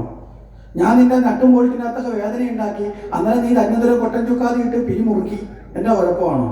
ഞാൻ നിന്റെ പല്ലൊക്കെ കൊഴിച്ചു, നീ അപ്പൊ സ്വർണ്ണപ്പല്ലും വെച്ചിട്ട് എന്നെ പറ്റിക്കാൻ നോക്കി, എന്റെ കുഴപ്പമാണോ? ഞാൻ നിന്നെ നൂന്ന് നടക്കാൻ പറ്റാത്തതൊക്കെ വടി പിടിച്ച് നടത്തി, അപ്പൊ നീ എന്ത് ചെയ്തു? കുറച്ചുകൂടി വിലമുള്ള 2 കമ്പിയൊക്കെ വെച്ചിട്ട് വീട്ടിലൊക്കെ ഉണ്ടാക്കി അതിനകത്ത് കയറിയിരുന്നു. അവശനാക്കും തോറും നീ, മനസ്സിലാകുന്നുണ്ടോ? ഓരോരോ രീതിയിലും ശരീരത്തെ ക്ഷീണിപ്പിച്ച് മരണമടുക്കുന്നു എന്ന് തന്നു. പക്ഷെ അതിനെയെല്ലാം നമ്മൾ മനസ്സിലാക്കാതെ കടന്നുപോയി. ശരിയല്ലേ? അപ്പൊ അവിടെയാണ് പറയുന്നത്, പിന്നെയോ 10 കിട്ടുമ്പോൾ 100 മതിയെന്ന് 100 കിട്ടിയാൽ സഹസ്രം വേണമെന്ന് ഇങ്ങനെ പോകും. ഇതെവിടെയാ പോകുന്നത്? സംതൃപ്തി ഇല്ലാത്ത ഭാവത്തിലാണ്. ഇവിടെയാണ് ഭാഗവതം നമ്മളെ കാട്ടിത്തരുന്നത്. ഭഗവാൻ നേരിട്ട് വരം ചോദിക്കുന്ന വേളയിൽ പ്രഹ്ലാദൻ എന്തു പറഞ്ഞു? ഭഗവാനെ, ഒരു വരവും വേണ്ട, ഏതെങ്കിലും ഒരു വരം കിട്ടിയാൽ എനിക്ക് നിന്നെ നഷ്ടപ്പെട്ടു പോകും, നിന്നെ നഷ്ടപ്പെട്ട ഒരു കളിക്ക് ഞാനില്ല. ശരിയല്ലേ? ഒരമ്മയുടെ കയ്യിൽ ഒരു കുഞ്ഞിരുന്ന് കളിക്കുക നോക്കുക, അമ്മയോട് ചേർന്ന് സല്ലപിക്കുകയാണ്. ഈ സമയത്ത് ആ കുഞ്ഞിന്റെ കയ്യിൽ ഒരു കളിപ്പാട്ടം കൊടുത്തു നോക്കേ, പിന്നെ ഈ കുഞ്ഞിന്റെ ശ്രദ്ധ എന്തിലായിരിക്കും? അമ്മയിൽ നിന്ന് മാറി കളിപ്പാട്ടത്തിലേക്ക് പോവില്ലേ? ഇതുപോലെയാണ് നമുക്ക് ഈശ്വരനിൽ നിന്ന് എന്തെങ്കിലും വരം ചോദിച്ചു വാങ്ങിയാൽ. അതുകൊണ്ടാണ് നല്ല ഭക്തൻ ഒരിക്കലും ഭഗവാനിൽ നിന്നൊന്നും ചോദിക്കരുത്. മനസ്സിലായില്ലേ? എന്ത് തന്നോ അത് സ്വീകരിക്കുക, പിന്നെ പരിശ്രമിക്കുക. ചോദിച്ചു മേടിക്കുന്ന യാചകനല്ല ഭക്തൻ, പരിശ്രമിച്ചു നേടുന്ന വിജയിയാണ് ഭക്തൻ. മനസ്സിലാവുന്നുണ്ടോ? ഇപ്പൊ നമ്മൾ ഭക്തൻ എന്ന് പറഞ്ഞ് യാചിക്കുന്നവരായി മാറി. യാചന ഭക്തിയുടെ ഭാഗമല്ല, യാചന ഹൃദയ ദൗർബല്യമാണ്, ദുർബലതയാണ്. അതുകൊണ്ടാണ് ഭഗവാൻ അർജുനന് ദുർബലത വന്നപ്പോ, ദൗർബല്യം വന്നപ്പോ പറഞ്ഞത്, കുതസ്ത്വാ കശ്മലവിധം വിഷയേ സമവസ്ഥിതം അനാരിദഷ്ടവസർഗ്യം അകീർത്തികരം അർജുന ക്ലൈബ്യം ആസ്മഗമപ്രാർത്ഥ നൈതത്വയോദ്യതേ ശുദ്രം ഹൃദയ ദൗർബല്യം ത്വക്ത ഉത്തിഷ്ഠപരന്തവ. ഹൃദയ ദൗർബല്യത്തെ കളഞ്ഞ്, ആണും പെണ്ണും കെട്ട അവസ്ഥ കളഞ്ഞ്, ആ ഒരു ദൗർബല്യത്തെ മാറ്റിവെച്ച് ചങ്കൂറ്റമുള്ളവനായി എഴുന്നേറ്റ് നിന്ന് കർമ്മം ചെയ്യടാ. അതല്ലേ ഭഗവാൻ പറഞ്ഞത്? പരിശ്രമിച്ച് നേടണം, യാചിച്ച് നേടരുത്. ജീവിതത്തിൽ യാചകരെ സൃഷ്ടിക്കരുത്. നമ്മളെ കുഞ്ഞുങ്ങളെ അമ്പലത്തിൽ കൊണ്ടുപോയി ഭഗവാനെ എനിക്ക് അത് തരണേ ഇത് തരണേ എന്ന് പ്രാർത്ഥിപ്പിക്കരുത്. ഭഗവാന്റെ നാമം ജപിക്കുക. പറ്റുമെങ്കിൽ ഭഗവാനെ, ഞാൻ ഇന്ന കാര്യം ഞാൻ പരിശ്രമിച്ച് നേടും, ഞാൻ പഠിച്ചു വിജയിക്കും, ഞാൻ അധ്വാനിച്ച് ധനമുണ്ടാക്കും, ഞാൻ പരിശ്രമിച്ച് കഴിവ് തെളിയിക്കും. മനസ്സിലാവുന്നുണ്ടോ? ഇതാണ് ശരിയായി വളരേണ്ട പോസിറ്റീവായ ഗുണം. ഇന്നതാണോ നമ്മൾ പഠിപ്പിക്കുന്നത്? ആണോ? ദുർബലനാക്കുകയാണ് നമ്മുടെ കുഞ്ഞുങ്ങളെ. അവനവന്റെ കഴിവിനെ വികസിപ്പിക്കാൻ പറ്റാതെ അവനവന്റെ കഴിവിനെ ദുർബലപ്പെടുത്തി എല്ലാ അമ്പലത്തിൽ എനിക്ക് ദൈവം സാധിച്ചു തരും, നീ പ്രാർത്ഥിച്ചാൽ മതി എന്ന് പറയുന്നത് സ്വയമുള്ള കഴിവിനെ, ഈശ്വരൻ നൽകിയ കഴിവിനെ നഷ്ടപ്പെടുത്തിയിട്ട് ഈശ്വരനെ മുമ്പിൽ പോയി യാചിക്കുക. ഭഗവാൻ നമ്മളടുത്ത് ചോദിക്കും തിരിച്ച്, നിനക്ക് കൈ തന്നില്ലേടാ, നിനക്ക് കാല് തന്നില്ലേടാ, കണ്ണ് തന്നില്ലേടാ, മൂക്ക് തന്നില്ലേടാ, ബുദ്ധി തന്നില്ലേടാ, ഇത് ഇത്രയും തന്നിട്ട് നീ എന്തിനാടാ എന്റെ മുമ്പിൽ നിന്നിട്ട് കരയുന്നത്? മനസ്സിലായില്ലേ? ഇതൊക്കെ എന്തിനാ തന്നത്? ഇതൊക്കെ ഉപയോഗിക്കാൻ തന്നതാണ്, ഇതൊക്കെ പ്രവർത്തിപ്പിക്കാൻ തന്നതാണ്. ഇവിടെയാണ് നമ്മുടെ പൂർവികര് പറയുന്നത്, താൻ പാതി ദൈവം പാതി, അല്ലേ? ഇവിടെ ദേവി ഭാഗവതത്തിൽ ഒരു ഭാഗത്ത് വളരെ കൃത്യമായിട്ട് ദേവി പറയും, പാർവതി ദേവി ദേവന്മാരോട് പറയും, യഥാർത്ഥ ഈശ്വരാനുഗ്രഹം എന്താണെന്ന് ചോദിക്കുമ്പോൾ പറയും, പണ്ഡിതന്മാര് തിരിച്ചറിയുന്ന യഥാർത്ഥ ഈശ്വര ജ്ഞാനികൾ മനസ്സിലാക്കുന്നത് ശരിയായ ഈശ്വരാനുഗ്രഹം വെച്ചാൽ പുരുഷ പ്രയത്നമാണ്. മനസ്സിലായില്ലേ? പുരുഷൻ എന്ന് വെച്ചാൽ ജീവൻ, ജീവൻ പ്രയത്നിച്ച് നേടുന്നതാണ് ഈശ്വരാനുഗ്രഹം. പ്രയത്നിച്ച് നേടുന്നതിനെ മാധുര്യം ഉണ്ടാവുള്ളൂ. ശരിയല്ലേ? ആണോ അല്ലയോ? ജീവിതത്തിൽ നമ്മൾ കഷ്ടപ്പെട്ട് നേടണം. ഇപ്പോഴത്തെ ചില മാതാപിതാക്കളുണ്ട്, മക്കളെ വളർത്തുമ്പോൾ ഭയങ്കര അഭിമാനത്തോടെ ചെന്ന് പറയും, ഞാൻ അനുഭവിച്ച ദുഃഖങ്ങളൊന്നും അറിയാതെ, ഒരു കഷ്ടപ്പാടും അറിയാതെ എൻ്റെ മക്കളെ ഞാൻ വളർത്തുന്നു. ഇതേതാണ്ട് വലിയ അഭിമാനത്തിനൊക്കെ അവർ. സത്യത്തിൽ ശുദ്ധ വിവരക്കേടാണിത്. നല്ല മണൽ വെട്ടി അമ്മയുടെ അച്ഛനെ ചന്തയ്ക്കിട്ട് അടി കൊടുക്കണം, പ്രശ്നത്തിൽ അടിച്ചോട്ടിച്ചേക്കണം, പോയി ഇരിക്കുമ്പോൾ നോവണം. എന്താ? മക്കൾ അറിയേണ്ട ദുഃഖങ്ങളും വിഷമങ്ങളും യാഥാർത്ഥ്യങ്ങളും അറിഞ്ഞു തന്നെ വളരണം. മനസ്സിലായില്ലേ? അല്ലെങ്കിൽ 7 തരം കൂടി അവർ വഴിതെറ്റും. ഓരോ ദിവസം വന്ന് അമ്മ എനിക്കിന്ന് 100 രൂപ വേണം എന്ന് പറയുമ്പോൾ ഈ 100 രൂപ എങ്ങനെയാണ് എൻ്റെ അച്ഛനും എൻ്റെ അമ്മയും കഷ്ടപ്പെട്ട് നേടിയെടുക്കുന്നത്? അവർ വെയിൽ കൊണ്ടും മഴ കൊണ്ടും ചിലപ്പോൾ ആഹാരം കഴിക്കാതെയും, ഇല്ലേ, കഠിനമായ ജോലികളൊക്കെ ചെയ്താണ് ഈ പൈസ നേടുന്നത് എന്ന് ബോധം മക്കൾക്കുണ്ടെങ്കിൽ അവരാ ധനം ദുരുപയോഗം ചെയ്യില്ല. പറഞ്ഞ മനസ്സിലായോ? അവരാ ധനത്തിനൊരു വില കൽപ്പിക്കും. ഇല്ലെങ്കിലോ ആവശ്യമുള്ളതിനും ആവശ്യമില്ലാത്തതിനും ഒക്കെ വീട്ടുകാർക്ക് ചോദിക്കാൻ നിൽക്കും. നമ്മൾ വാരി വാരി കൊടുക്കും. മക്കൾ എന്തിനു ഉപയോഗിക്കുന്നു എന്ന് പോലും അറിയത്തില്ല. ശരിയല്ലേ? ജീവിതത്തിന്റെ പരുക്കനായ ജീവിതത്തിന്റെ തലവും നമ്മൾ അറിയണം. രാമാവതാര കാലത്ത് രാമനെ ബാല്യകാലത്ത് തന്നെ വിശ്വാമിത്രൻ വന്ന് വനത്തിലേക്ക് കൂട്ടിക്കൊണ്ടു പോകുന്നുണ്ട് യാഗരക്ഷയ്ക്ക് വേണ്ടി. എന്തിനാണ് വിശ്വാമിത്രൻ ചെയ്യുന്നത്? വിശ്വത്തിന് മിത്രം ചെയ്യുന്ന വിശ്വാമിത്രൻ അത് ചെയ്യുന്നതിനൊരു ഉദ്ദേശമുണ്ട്. അവിടെ താടകയെ നിഗ്രഹിക്കലും മാരീചനെയും സുബാഹുവിനെയും വധിക്കാനും വേണ്ടിയിട്ട് മാത്രമല്ല, അത് വേണമെങ്കിൽ വിശ്വാമിത്രൻ വിചാരിച്ചാലും സാധിക്കുന്നതാണ്. വിശ്വാമിത്രൻ രാമനേക്കാളും കഴിവുള്ള ആയുധാഭ്യാസിയായിരുന്ന ആളാണ്. വശിഷ്ഠനോട് യുദ്ധം ചെയ്ത രാജാവായിരുന്ന ആളാണ് കൗശികൻ എന്ന പേരിലുള്ള വിശ്വാമിത്രൻ. അവിടെ വശിഷ്ഠന്റെ മുമ്പിൽ യാഗ തപസ്സിന്റെ മുന്നിൽ പരാജയപ്പെട്ടത് കൊണ്ട് പിന്നെ തപസ് ചെയ്ത ആളാണ് വിശ്വാമിത്രൻ. ആ വിശ്വാമിത്രനാണ് അവിടെ ശ്രീരാമന് ദിവ്യമായ ആയുധങ്ങൾ ഉപദേശിച്ചു കൊടുക്കുന്നത്, ബല അതിബല എന്ന മന്ത്രമൊക്കെ ഉപദേശിച്ചു കൊടുക്കുന്നത്. മനസ്സിലായില്ലേ? എന്തിനാണ്? പിന്നീട് ഒരു കാലത്ത് രാവണ നിഗ്രഹത്തിന് വേണ്ടി രാമൻ വനത്തിൽ ജീവിക്കേണ്ടി വരും. അതിനുള്ള പരിശീലനം കുട്ടിക്കാലത്തെ കൊടുത്ത് ജീവിതത്തിന്റെ യാഥാർത്ഥ്യത്തെ ബോധ്യപ്പെടുത്തിയെടുക്കാനാണ് ആ വനയാത്ര. മനസ്സിലാവുന്നുണ്ടോ? നമ്മളൊക്കെ എല്ലാ കാലത്തും ജീവിച്ചിരിക്കും മാതാപിതാക്കള്. മനസ്സിലാവുന്നുണ്ടോ? നമ്മുടെ കാലം കഴിഞ്ഞാലും മക്കള് ജീവിതത്തിന്റെ യാഥാർത്ഥ്യത്തിൽ അടിപതറാതെ ജീവിക്കാനുള്ള പ്രാപ്തി നേടണമെങ്കിൽ ജീവിതത്തിന്റെ എല്ലാ മുഖങ്ങളും അവരറിയണം. വേണ്ടേ? അതോ എല്ലാം കൊടുത്താണ് ഞാൻ എൻ്റെ കുഞ്ഞിനെ വളർത്തിയെന്ന് പറഞ്ഞിട്ട് വല്ല കാര്യമുണ്ടോ? കൊടുക്കേണ്ടത് എന്താണ്, കൊടുക്കേണ്ട രീതി എങ്ങനെയാണ്, എപ്പോ കൊടുക്കണം എന്നുള്ളതിനൊരു കൃത്യത ആർക്ക് വേണം? ആർക്ക് വേണം? മാതാപിതാക്കൾക്ക് വേണം. ഇതൊക്കെ ജീവിതത്തിന്റെ ഒരു കൃത്യതയാണ്. ശരി, ഇവിടെ പറഞ്ഞു വന്നത് ആ പ്രതാപത്തിന് വേണ്ടി വെച്ചിരിക്കുന്നു വില്ല്. ഭഗവാനും ബലരാമനും കൂടെ അവിടേക്ക് ചെന്നപ്പോ കാവൽക്കാരുണ്ട് ഈ വില്ലിന്റെ അടുത്ത്. അവര് ചോദിച്ചു, എന്താ ഈ വില്ലിന്റെ അടുത്ത് വന്ന് ഇങ്ങനെ കറങ്ങുന്നേ? അല്ല, ഇതൊന്നും തൊട്ടോട്ടെ. തൊടാൻ നിൽക്കുന്ന എന്തിനാ? അങ്ങ് എടുത്തോ. കളിയാക്കി, കൊച്ചു കുട്ടികളല്ലേ, പരിഹസിച്ചു. ഭഗവാൻ എന്ത് ചെയ്തു? എടുക്കാവോ എന്ന് ചോദിക്കുകയും ഭഗവാൻ നിസാരമായിട്ട് എടുത്തങ്ങോട്ട് പൊക്കി, എന്നിട്ട് തന്റെ കാൽമുട്ടങ്ങോട്ട് ഉയർത്തിയിട്ട് 2 ഭാഗത്തായിട്ട് പിടിച്ചു വെച്ച് ഒറ്റ അടി അടിച്ചു, ഒടിഞ്ഞ് 2 ആക്കി. കംസന്റെ വില്ല് തീർന്നു. ഈ കംസന്റെ വില്ലിന്റെ പ്രത്യേകത, കംസൻ അല്ലാതെ ഈ വില്ല് എടുക്കണമെങ്കിൽ 10-25 പേര് ഒരുമിച്ച് പോക്കണം, അത്രയും ഭാരമുണ്ട്. കംസൻ നിസാരക്കാരനല്ല. മനസ്സിലായില്ലേ? കംസന്റെ ബലം അറിയണമെങ്കിൽ ഈ ജരാസന്ധന്റെ മക്കളെയാണ് കംസൻ വിവാഹം കഴിച്ചിരിക്കുന്നത്, അസ്ഥിയെയും പ്രാപ്തിയെയും. ഈ വിവാഹം കഴിക്കാനുണ്ടായ സംഭവം തന്നെ, ഈ ജരാസന്ധന് വലിയ കരുത്തനായ ആനയുണ്ടായിരുന്നു, കുവലയപീഠം എന്ന് പറയുന്ന ആന. ഒരു ദിവസം ജരാസന്ധൻ കൊട്ടാരത്തിൽ നോക്കുമ്പോൾ വെളിയിൽ നിർത്തിയിരുന്ന ആനയുടെ വാലി പിടിച്ചു വരുന്ന പമ്പരം കറക്കുന്നു, മേളിലിട്ട് കറക്കിക്കൊണ്ടിരിക്കുന്നു. ജരാസന്ധൻ ചോദിച്ചു, അവൻ ആരാ? തിരക്കേട്ട് വരാൻ പറഞ്ഞു. തിരക്കാൻ പോയി എന്ന് പറഞ്ഞു, ഉഗ്രസേനന്റെ മകനായ കംസനാണേ. ഓ, ഇത്രയും ശക്തിയുള്ളവനോ? എങ്കിൽ പിന്നെ അവൻ എൻ്റെ കൂടെ നിൽക്കട്ടെ. ഈ ദുർജനങ്ങൾ എപ്പോഴും ശരീരശക്തിയെ ചേർത്ത് നിർത്തും. മനസ്സിലായില്ലേ? അങ്ങനെയാണ് തൻ്റെ മകളെ കംസന് വിവാഹം കഴിച്ചു കൊടുത്ത് കംസനെ മരുമോനാക്കി ജരാസന്ധൻ. എന്നിട്ടോ ശ്രീധനായിട്ട് അന്ന് ആ ആനയെ അങ്ങോട്ട് കൊടുക്കുകയും ചെയ്തു. ആ ആനയാണ് പിന്നെ ഭഗവാന്റെ നേരെ വരാൻ നിൽക്കുന്നത്. ഏറ്റവും ശക്തനായ ഭീകരനായ ആനയാണ് അവിടെ ഈ കുവലയപീഠം. അങ്ങനെയുള്ള കംസന്റെ വില്ല് നിസാരമായി പൊടിച്ചു. ഒരു കഷ്ണം ബലരാമന്റെ കൊടുത്ത് ഇരിക്കട്ടെ, ഒരു കഷ്ണം കൃഷ്ണനും എടുത്തു. എന്താ കാര്യം? ഈ കാവൽക്കാരെല്ലാം കൂടെ ആയുധം എടുത്തുകൊണ്ട് വില്ലൊടിച്ചതിന്റെ പേരിൽ കൃഷ്ണനെയും ബലരാമനെയും വധിക്കാൻ വേണ്ടി ചാടി ഇറങ്ങി ഈ ഒടിച്ചു വെച്ച സാധനം കൊണ്ട് അടിച്ചങ്ങ് കൊന്നു. മനസ്സിലായില്ലേ? സർവരെയും നശിപ്പിച്ചു. ഇതെല്ലാം കംസൻ അറിയുന്നുണ്ട്, ദൂതന്മാർ വഴി. അറിയുന്തോറും കംസന്റെ ടെൻഷൻ കൂടുക. കംസൻ വെന്റിലേറ്ററിലേക്ക് കയറി തുടങ്ങി. ടെൻഷൻ അടിച്ചു, തൻ്റെ മരണം അടുത്തു വരുന്നതിൻ്റെ ഭയം. പക്ഷേ ഞാൻ അങ്ങനെ മരിക്കില്ല എന്നുള്ള ഒരു ദുരഭിമാനം, ഇത് രണ്ടും കൂടി കയറി കംസന്റെ ഉള്ള് ചുട്ടു നീറി തുടങ്ങി. കംസൻ പിന്നെ കണ്ണടയ്ക്കാറില്ല.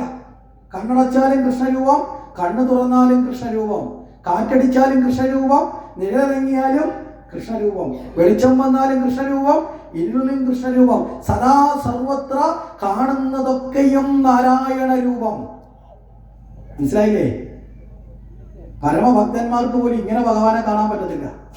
കംസൻ ഭയം കൊണ്ട് സർവത്ര എവിടെ നോക്കിയാലും ആരെ കാണും?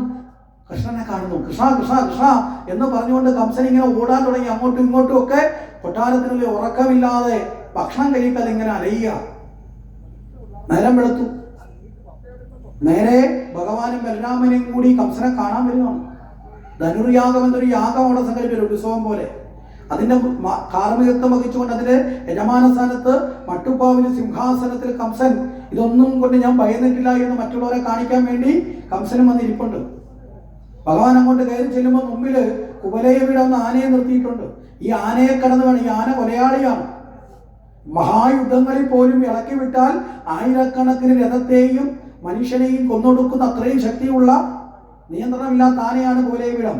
ഈ ആന തൻ്റെ തുമ്പിക്കൈകളൊക്കെ ഉയർത്തി ആകാശത്തിലേക്കൊന്ന് കറക്കി അലറിക്കൊണ്ട് തൻ്റെ രണ്ട് കാലും മുകളിലേക്ക് ഉയർത്തി അലറി വിളിച്ചു ഭയമുളവാക്കിക്കൊണ്ട് ആന രണ്ട് കാലും നിലത്തേക്ക് ചവിട്ടി തൻ്റെ കൂർത്ത കൊമ്പുകളിൽ ഭഗവാന്റെ മാറിടം പിളർന്ന് ബലരാമനെയും കൃഷ്ണനെയും ചങ്ക് പിളർന്ന് ഈ കൊമ്പിൽ കോർത്ത് ഞാനിതാ കംസന്റെ മുമ്പിൽ കാഴ്ചവെക്കും എന്ന നിലയിൽ മുന്നോട്ട് ആഞ്ഞു കുതിച്ചു. ഭഗവാൻ ബലരാമനെ ഒന്ന് മാറ്റിയിട്ട് ഒറ്റ കുതിപ്പില് ഈ കുവലയപീഠത്തിന്റെ മൂർധാവിലേക്ക് ചാടിക്കയറി രണ്ട് കൈകൊണ്ടും ചേർത്ത് ഒറ്റയടിക്ക് കുവലയപീഠത്തെ വധിച്ചു. കുവലയപീഠം ചെരിഞ്ഞു. എല്ലാവരും ഭയത്തോടുകൂടി കുവലയപീഠത്തിന്റെ അലർച്ച കേട്ടു. ആദ്യത്തെ അലർച്ച കേട്ടപ്പോൾ അവർ വിചാരിച്ചു കൃഷ്ണന്റെ കഥ കഴിഞ്ഞു. പക്ഷെ രണ്ടാമത്തെ അലർച്ച കേട്ടപ്പോൾ അവർക്ക് മനസ്സിലായി കൃഷ്ണന്റെ കഥയല്ല, കുവലയപീഠത്തിന്റെ കഥ കഴിഞ്ഞു. ഭഗവാൻ എന്ത് ചെയ്തു? നേരെ ചവിട്ടി കൊണ്ട് ഈ രണ്ട് കൊമ്പും പിഴുതങ്ങെടുത്തു. ഒരു കൊമ്പ് ബലരാമന്റെ കൊടുത്തിരിക്കട്ടെ, ഒരു കൊമ്പ് ഭഗവാനും തോളിൽ വെച്ചു. അങ്ങനെ ആനക്കൊമ്പും പിഴുതെടുത്തു. അത് കഴിഞ്ഞ് മുന്നോട്ട് നീങ്ങി ചെല്ലുമ്പോൾ രണ്ടുപേരും മല്ല യുദ്ധത്തിന് റെഡിയായി നിൽക്കൊണ്ട് കംസനേക്കാൾ കരുത്തന്മാരാണ് മുഷ്ടികനും ചാണൂരനും. ഭഗവാൻ ബലരാമനോട് പറഞ്ഞു മുഷ്ടികനെ ഇടിച്ചേരെ. ചാണൂരനെ ഭഗവാൻ ഇടിച്ചു. അങ്ങനെ മുഷ്ടിക ചാണൂരന്മാരെ വധിച്ചു. പരാക്രമിയായ കംസൻ ഇത് കണ്ട് ചാടി ഇറങ്ങി. എഴുന്നേറ്റ് നിന്നിട്ട് സൈന്യത്തെ വിളിച്ച് കൃഷ്ണനെ വധിക്കാൻ പറയുന്നതിന് മുമ്പ് തന്നെ ഭഗവാൻ ചാടി കംസന്റെ അടുത്തേക്ക് മട്ടുപ്പാവിൽ ചെന്ന് കംസനെ മൂടോടെ പൊക്കിയെടുത്ത് അവിടെ നിന്ന് താഴേക്ക് ചാടി നിലത്തേക്ക് കൊണ്ടുവന്ന് കിടത്തി കാൽമുട്ട് നെഞ്ചിലേക്കൊന്ന് അമർത്തി. അതോടുകൂടി കംസൻ ക്ലോസ്. നമ്മൾ ചോദിക്കും ഇങ്ങനെയുള്ളൊരു കംസനെ കൊല്ലാനാണോ ഇത്രയും കാര്യം ചെയ്തത്? എന്താ കാരണം? ദേവകിയുടെ കല്യാണത്തിന് അന്ന് തൊട്ട് കംസൻ രോഗത്തിലാണ്. അശരീരി കേട്ടല്ലോ, ദേവകിയുടെ 8ാമത്തെ പുത്രൻ കൊല്ലും. പറഞ്ഞു വിട്ട ഓരോരുത്തരും ചത്തുകൊണ്ടിരിക്കുന്നതനുസരിച്ച് കംസന്റെ ആരോഗ്യം ക്ഷയിച്ചു തുടങ്ങി. മനസ്സിലായില്ലേ? ഒടുവിൽ ഇവിടേക്ക് വന്നതോടുകൂടി കംസൻ ഏതാണ്ട് ഹോസ്പിറ്റലിൽ അഡ്മിറ്റായി. അക്രൂരൻ കൊണ്ടുവന്നപ്പോഴത്തേക്ക് പിന്നെ വില്ലൊടിച്ചതോടുകൂടി നേരെ ICUലായി. കുവലയപീഠം വധിച്ചതോടുകൂടി വെന്റിലേറ്ററിലായി. ഇതെല്ലാം കംസൻ കാറ്റൽ മരണത്തിലേക്ക് എത്തിക്കഴിഞ്ഞു. മരണഭയം കൊണ്ട് മരണതുല്യനായി മാറി. അവസാനം വെന്റിലേറ്റർ കിടക്കുന്നവന്റെ ട്യൂബ് നൂലിയ തീർന്നില്ലേ, അതേ പരുവത്തിൽ എന്ത് ചെയ്തു, മാറ്റി. കംസനെ വധിച്ചു. കംസൻ പൂർവ്വജന്മത്തിലെ കാലനേമി എന്ന അസുരനാണ്. രാമാവതാര കാലത്ത് ആ കാലനേമിയാകുന്ന കംസൻ ഭഗവാനിൽ ലയിച്ചു ചേർന്നു. കാരണം എന്താ, അന്ത്യകാലം മുഴുവൻ കൃഷ്ണ കൃഷ്ണ എന്ന നാമവും കൃഷ്ണരൂപവും അല്ലാതെ മറ്റൊന്നാരില്ലായിരുന്നു, കംസനില്ലായിരുന്നു. കംസനിൽ ആര് ഭഗവാനിലേക്ക് ലയിച്ചു ചേർന്നു. അപ്പൊ ഇവിടെയും ദേഹാഭിമാന ബോധത്തെ കടന്ന് ഭഗവാനിലേക്ക് ലയിക്കാനാണ് നമ്മൾ ഭക്തന്മാരായി മാറുന്നത്. ആ നിലയിലേക്ക് നമുക്ക് എത്താൻ സാധിക്കണം. ഒന്ന് രണ്ട് കാര്യങ്ങളും കൂടി ഒന്ന് വേഗത്തിൽ പറഞ്ഞ്, അവസാനത്തെ ദിവസമായതുകൊണ്ട് അല്പം സമയം കൂടുതൽ എടുത്താലും കുഴപ്പമില്ല എന്ന് വിചാരിക്കുന്നില്ല. അതുകൊണ്ട് നമുക്ക് നിർത്താം. എന്തായാലും ചിലരൊന്നും വിഷമം തോന്നണ്ട. അപ്പോ ഒന്ന് രണ്ട് കാര്യങ്ങളൊന്ന് ചേർത്തതിന്റെ തത്വത്തെ കുറിച്ച് പറയാം. ഒന്ന്, നേരെ മധുരയിലെത്തി എന്നുള്ളത് തൊട്ടാണ് ഇങ്ങോട്ട് നിൽക്കുന്നെടുക്കാം. മധുരയിൽ എത്തിക്കഴിഞ്ഞപ്പോ ഒരു വസ്ത്രവ്യാപാരിയെ കണ്ട് വസ്ത്രം ചോദിച്ചു കൊടുത്തില്ല അല്ലേ? അപ്പൊ അതിന്റെ പേരിൽ അയാളെ കൊന്നു എന്ന് പറയുമ്പോൾ അതൊരു ശരിയാണോ? ഒരു വസ്ത്രത്തിന് വേണ്ടി. എന്താ ഇവിടെ കാരണം? പൂർവ്വജന്മത്തില് രാമാവതാര കാലത്ത് സീത പരിശുദ്ധയല്ല എന്ന് പറഞ്ഞ അലക്കുകാരനാണ് ഇവിടുത്തെ വസ്ത്രവ്യാപാരിയായിട്ട് വന്നിരിക്കുന്നത്. അന്ന് ശിക്ഷ കൊടുത്തിട്ടില്ല, അത് ഈ ജന്മത്തിലങ്ങ് കൊടുത്തു. മനസ്സിലായില്ലേ? അന്ന് രാമൻ സീതയെ ഉപേക്ഷിച്ചു, പക്ഷേ ഈ അലക്കുകാരനോടൊന്നും പറഞ്ഞില്ല. കാര്യം എന്താ, എന്തെങ്കിലും അയാളെ ചെയ്താൽ പറയാ, അയാൾ പറഞ്ഞാൽ കറക്റ്റ് ആയിരിക്കുന്നു, നാട്ടിലൊരു വാർത്ത വരും. അന്നേ കണക്കൂട്ടി വെച്ചു, നിനക്കുള്ള ശിക്ഷ കർമ്മഫലം. മനസ്സിലായില്ലേ? നമ്മൾ ചെയ്യുന്ന ഏതൊരു കർമ്മത്തിന്റെ ഫലവും അതെന്ത് ചെയ്യും, ഈ ജന്മത്തിലല്ലെങ്കിൽ വരും ജന്മത്തിലെങ്കിലും അനുഭവിക്കാൻ. കർമ്മഫലം ഇല്ലാതാക്കാൻ ഒരു ഈശ്വരന് പോലും സാധിക്കില്ല. കർമ്മഫലത്തെ കടക്കാനുള്ള ധൈര്യത്തിന് ഈശ്വരനെ ആശ്രയിക്കാം, പക്ഷെ കർമ്മഫലം വരും. അതുകൊണ്ടാണ് ഭദ്രകാളി അടുത്ത് നാരായണത്ത് ഭ്രാന്തനുമായിട്ടൊരു സംഭാഷണമുണ്ട്. ഭദ്രകാളിയെ പരിഹസിച്ചു വിട്ടു നാരായണത്ത് ഭ്രാന്തൻ. എന്തിനാണ്? ഈ ചുടുകാട്ടിൽ പോയി കിടന്നുറങ്ങലാണ് നാരായണത്ത് ഭ്രാന്തന്റെ ജോലി. കാരണം രണ്ട് കാര്യം, ആരുടെയും ശല്യം വരത്തില്ല, പ്രാണികളുടെ ശല്യം വരത്തില്ല. കാര്യം തീ കത്തിക്കൊണ്ട് കിടക്കുന്നുണ്ട്. തണുപ്പ് കാലത്താണെങ്കിൽ അടുത്തോട്ട് എന്ന് പറഞ്ഞാൽ AC ആയി, ചൂട് കാലത്താണെങ്കിൽ അകന്ന് കിടന്നാൽ മതി. അത്യാവശ്യം ഭക്ഷണം പാകം ചെയ്യാൻ തീക്കും പറവിനും ഓടണ്ട. കാര്യം ചിത കത്തുന്നതിൽ നിന്ന് തീ എടുത്തുകൊണ്ട് വെച്ചിട്ടാണ് കഞ്ഞിയൊക്കെ പാകം ചെയ്ത് കുടിക്കുന്നത്. അങ്ങനെ ഇരിക്കുമ്പോഴാണ് ചുടലകാളിയായി ഭദ്രകാളി അവിടെ നിന്ന് നൃത്തമാടാൻ വന്നു. ചുടലകാളിയുടെ ഉഗ്രരൂപം കണ്ടാൽ കാണുന്നവൻ മരിച്ചു പോകും, അത്ര ഭയാനകമാണ്. ഇതൊക്കെ കണ്ടിട്ടും നാരായണത്ത് ഭ്രാന്തൻ കുലുക്കമില്ലാതെ നോക്കിക്കൊണ്ടിരുന്നു. ഭദ്രകാളി അലറി ചാടി ബഹളം വെച്ചു. അവസാനം നാരായണത്ത് ഭ്രാന്തൻ കൊച്ചെ വെറുതെ എന്ന് ഡാൻസ് കളിച്ചേക്ക് പോകും, ഞാൻ കഞ്ഞി വെച്ച് കുടിച്ചിട്ട് കിടന്ന് ഉറങ്ങട്ടെ എന്നൊക്കെ പറഞ്ഞപ്പോൾ ചോദിച്ചു. ഭദ്രകാളിക്ക് ഭയമില്ലാത്തത് കൊണ്ട് നാരായണത്ത് ഭ്രാന്തൻ ഇഷ്ടപ്പെട്ടു. കാരണം ഭയമില്ലാത്തത് ആർക്കാണ്? ജ്ഞാനികൾക്ക് മാത്രമേ ഉള്ളൂ. അജ്ഞാനമാണ് ഭയത്തിന്റെ കാരണം. അതുകൊണ്ടാണ് ഭക്തന് ഭയം ഉണ്ടാവരുതെന്ന് പറയുന്നത്. ഭക്തന് ദൈവഭയം പോലും പാടില്ല. നമ്മളിടയ്ക്ക് പറഞ്ഞല്ലോ, ദൈവഭയം എന്ന ചിന്ത പോലും തെറ്റാണ്. കാരണം എന്താ? ഭയം എന്നത് ദുർബല വികാരമാണ്, ദൗർബല്യമാണ്. ഭയം എപ്പോഴാ? അത് അജ്ഞാനമാണ്. അജ്ഞാനത്തിലാണ് ഭയമുള്ളത്. ഭക്തന് ജ്ഞാനമാണോ അജ്ഞാനമാണോ വേണ്ടത്? ജ്ഞാനമാണ്. മനസ്സിലായില്ലേ? അപ്പൊ ഭയമുണ്ടെങ്കിൽ ഭയത്തെ കളയാനാണ് ഭഗവാനെ. അപ്പൊ ഭഗവാനോട് തന്നെ ഭയം വന്നാലോ വിപരീതാവസ്ഥയായി പോകും.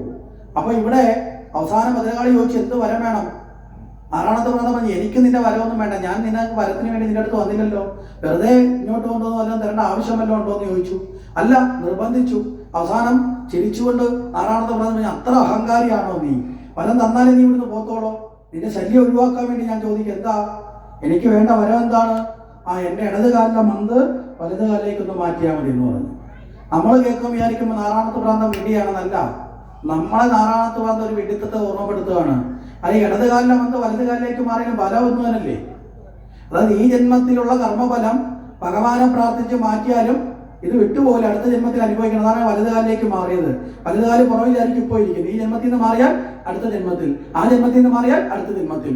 അപ്പോൾ അങ്ങനെ മാറ്റി വെക്കുന്നതിനേക്കാൾ നല്ലത് അനുഭവിച്ചു തീർക്കലാണ്. അപ്പൊ എന്നിട്ട് ഭദ്രകാളിയോട് നോക്കിയിട്ട് നാരദ പറഞ്ഞു, കർമ്മഫലം പോലും മാറ്റാൻ പറ്റാത്ത നീയാണോ എനിക്ക് വരം തരാൻ നടക്കുന്നത്, പൊക്കോളാൻ പറഞ്ഞു. അങ്ങനെ ഭദ്രകാളിയെ പറഞ്ഞു വിട്ട ആളാണെന്ന് നാരദത്ത് പറഞ്ഞു. അപ്പൊ ഇവിടെ കർമ്മഫലമാണ് ഇവിടെ വന്നത്. ഇനി രണ്ടാമത് വന്നത് ഒരാൾ എല്ലാം കൊടുത്തു എന്ന് പറഞ്ഞു അല്ലേ, അവിടെ കഞ്ചൻ എന്ന് പറയുന്ന ആള്. എന്താ കാരണം? രാമാവതാര കാലത്ത് രാമൻ വനത്തിലേക്ക് പോകുന്ന വേളയിൽ രാമനെ സ്വീകരിക്കാൻ ഒരു നിഷാദ രാജാവ്, കാട്ടാള രാജാവായ ഗുഹൻ നിൽപ്പുണ്ടായിരുന്നു. അദ്ദേഹം പറഞ്ഞു, എൻ്റെ കൊട്ടാരത്തിൽ താമസിക്കാം, അങ്ങേക്ക് ഞാൻ രാജ്യം നൽകാം. രാമൻ പറഞ്ഞു, ഒന്നും എനിക്ക് സ്വീകരിക്കാൻ പറ്റില്ല. കാരണം എന്താ? അച്ഛന് കൊടുത്തൊരു വാക്കുണ്ട്, വനത്തിൽ ജീവിച്ചു കൊള്ളാം, ഒരു സുഖങ്ങളും ഞാനിപ്പോൾ സ്വീകരിക്കില്ല എന്ന് പറഞ്ഞു. അന്ന് സ്വീകരിക്കാത്തതിൻ്റെ പേരിൽ കൃഷ്ണാവതാര കാലത്ത് എല്ലാം കൊടുക്കുന്നു, മനസ്സിലായില്ലേ? അതെല്ലാം ഭഗവാൻ സ്വീകരിച്ചു, അങ്ങനെ നിരാശപ്പെടുത്തിയില്ല. അത് കഴിഞ്ഞാൽ നേരെ പോകുന്നത് സുധാമാവിന്റെ അടുത്ത്. എന്താ? നാമത്തിന്റെ ഭക്തി അറിയാൻ, ഭഗവത് ചിന്തയിലൂടെ ഒരു ഭക്തൻ എപ്രകാരം ഉയരണമെന്നറിയാൻ അക്രൂരിൽ നിന്ന് ഭഗവാനെ കുറിച്ച് കേട്ടാൽ മാത്രമേ ഭക്തനായി മാറി. അങ്ങനെയുള്ള സുധാമാവിനെ അനുഗ്രഹിച്ചു. അത് കഴിഞ്ഞിട്ടാണ് കുബ്ജയെ കണ്ട് കൂനി നിവർത്തിയത്. ആരാ കുബ്ജ? മന്ദരയാണ്.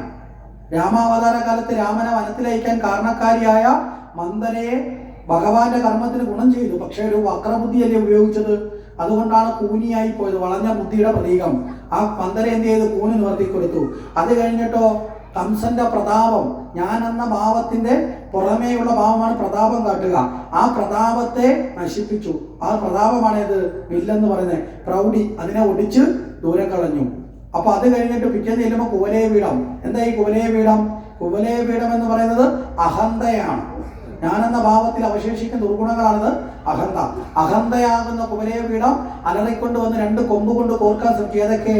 ഗർവും മമതയും. ഇതാണ് രണ്ട് കൊമ്പ്. ഗർവെന്ന് പറയുന്ന കൊമ്പും മമതയും കൊണ്ടുവന്നു അഹന്തയെ ഭഗവാൻ ഒറ്റയടിക്ക് ഇല്ലാതാക്കി. അപ്പൊ നമ്മുടെ ഉള്ളിലുള്ള അഹന്തയും നമ്മൾ എന്ത് ചെയ്യണം? നിഷ്കരണം ഇല്ലാതാക്കിയേക്കണം. എന്നിട്ട് അതിൽ നിന്ന് എന്ത് ചെയ്യുക? ഗർവിനെ നിയന്ത്രിക്കണമെങ്കിൽ ഇച്ചിരി പാടാണ്.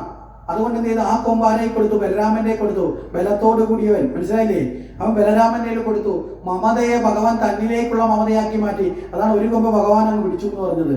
അപ്പം അഹന്തയും വധിച്ചു, ആ ഗർവിനെയും മമതയും ഭഗവാൻ തന്നിലേക്ക് ആത്മബലം കൊണ്ടും, മനസ്സിലാവുന്നുണ്ടോ? ജ്ഞാനശുദ്ധി കൊണ്ടും തന്നിലേക്ക് ചേർത്തു. മമതയെ ജ്ഞാനം കൊണ്ടും, ഗർവിനെ എന്തുകൊണ്ടും?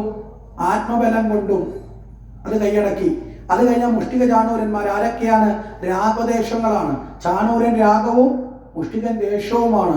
ആ രാഗദേശങ്ങളിൽ ആ രാഗത്തിനെ ഭഗവാൻ തന്നിലേക്ക് ചേർത്തു. അതാണ് ചാണൂരനെ വധിച്ചു. ദേശത്തെ വധിക്കണമെങ്കിൽ എന്ത് വേണം? ബലം വേണം നിയന്ത്രിക്കണമെങ്കിൽ. അതുകൊണ്ട് ബലരാമനോട് പറഞ്ഞു. ഇത് കഴിഞ്ഞാൽ ഞാനെന്ന് അവശേഷിക്കുന്ന ഭാവം കംസൻ നിസാരമായി ആ ഞാനെന്ന ഭാവത്തെ ശുദ്ധീകരിച്ച് തന്നിലേക്ക് ചേർത്തു. ഈ ഞാനെന്ന ദേഹഭാവത്തെ ഉപേക്ഷിച്ച് ഞാനെന്ന ആത്മഭാവത്തിലേക്ക് നമ്മൾ ഉയരണം. മനസ്സിലാവുന്നുണ്ടോ? ഞാൻ ഈശ്വരനാണെന്ന ബോധത്തിലേക്ക് എത്തണം. ഞാൻ ഈ ശരീരമല്ല, ഞാൻ ഈ ജീവസ്വരൂപമല്ല, ഞാൻ ഈശ്വര സത്തയാണ് എന്ന തിരിച്ചറിവാണ് കംസവധം. മനസ്സിലാവുന്നുണ്ടോ? അപ്പൊ നമ്മളിൽ ഒരു കംസവധം വേണ്ടേ? വേണോ? വേണോ? വേണം. നമ്മളിലൊരു കൃഷ്ണ ജനനം ഉണ്ടാവണം. നമ്മളിലെ ദുർഗുണങ്ങൾ ഓരോന്നോരോന്നായി ഇല്ലാണ്ടാക്കി ഒടുവിൽ നമ്മളിലെ കംസൻ ആ ഈശ്വര സത്തയിൽ ലയിക്കണം. അതായത് നമ്മളിലെ ഞാനെന്ന ഭാവം ഈശ്വരൻ എന്ന ഭാവത്തിൽ ചേരണം. നദിയുടെ രൂപം ഉപേക്ഷിച്ച് കടലായി തീരുന്നത് പോലെ ഈ ജീവാത്മാവ് പരമാത്മാ സ്വരൂപത്തിൽ ലയിക്കണം. ഇതിനെയാണ് സാക്ഷാത്കാരം, ഈശ്വര ദർശനം. ആ ഈശ്വര ദർശനത്തിലേക്കാണ് ഭാഗവതം നമ്മളെ സഞ്ചരിപ്പിക്കുന്നത്.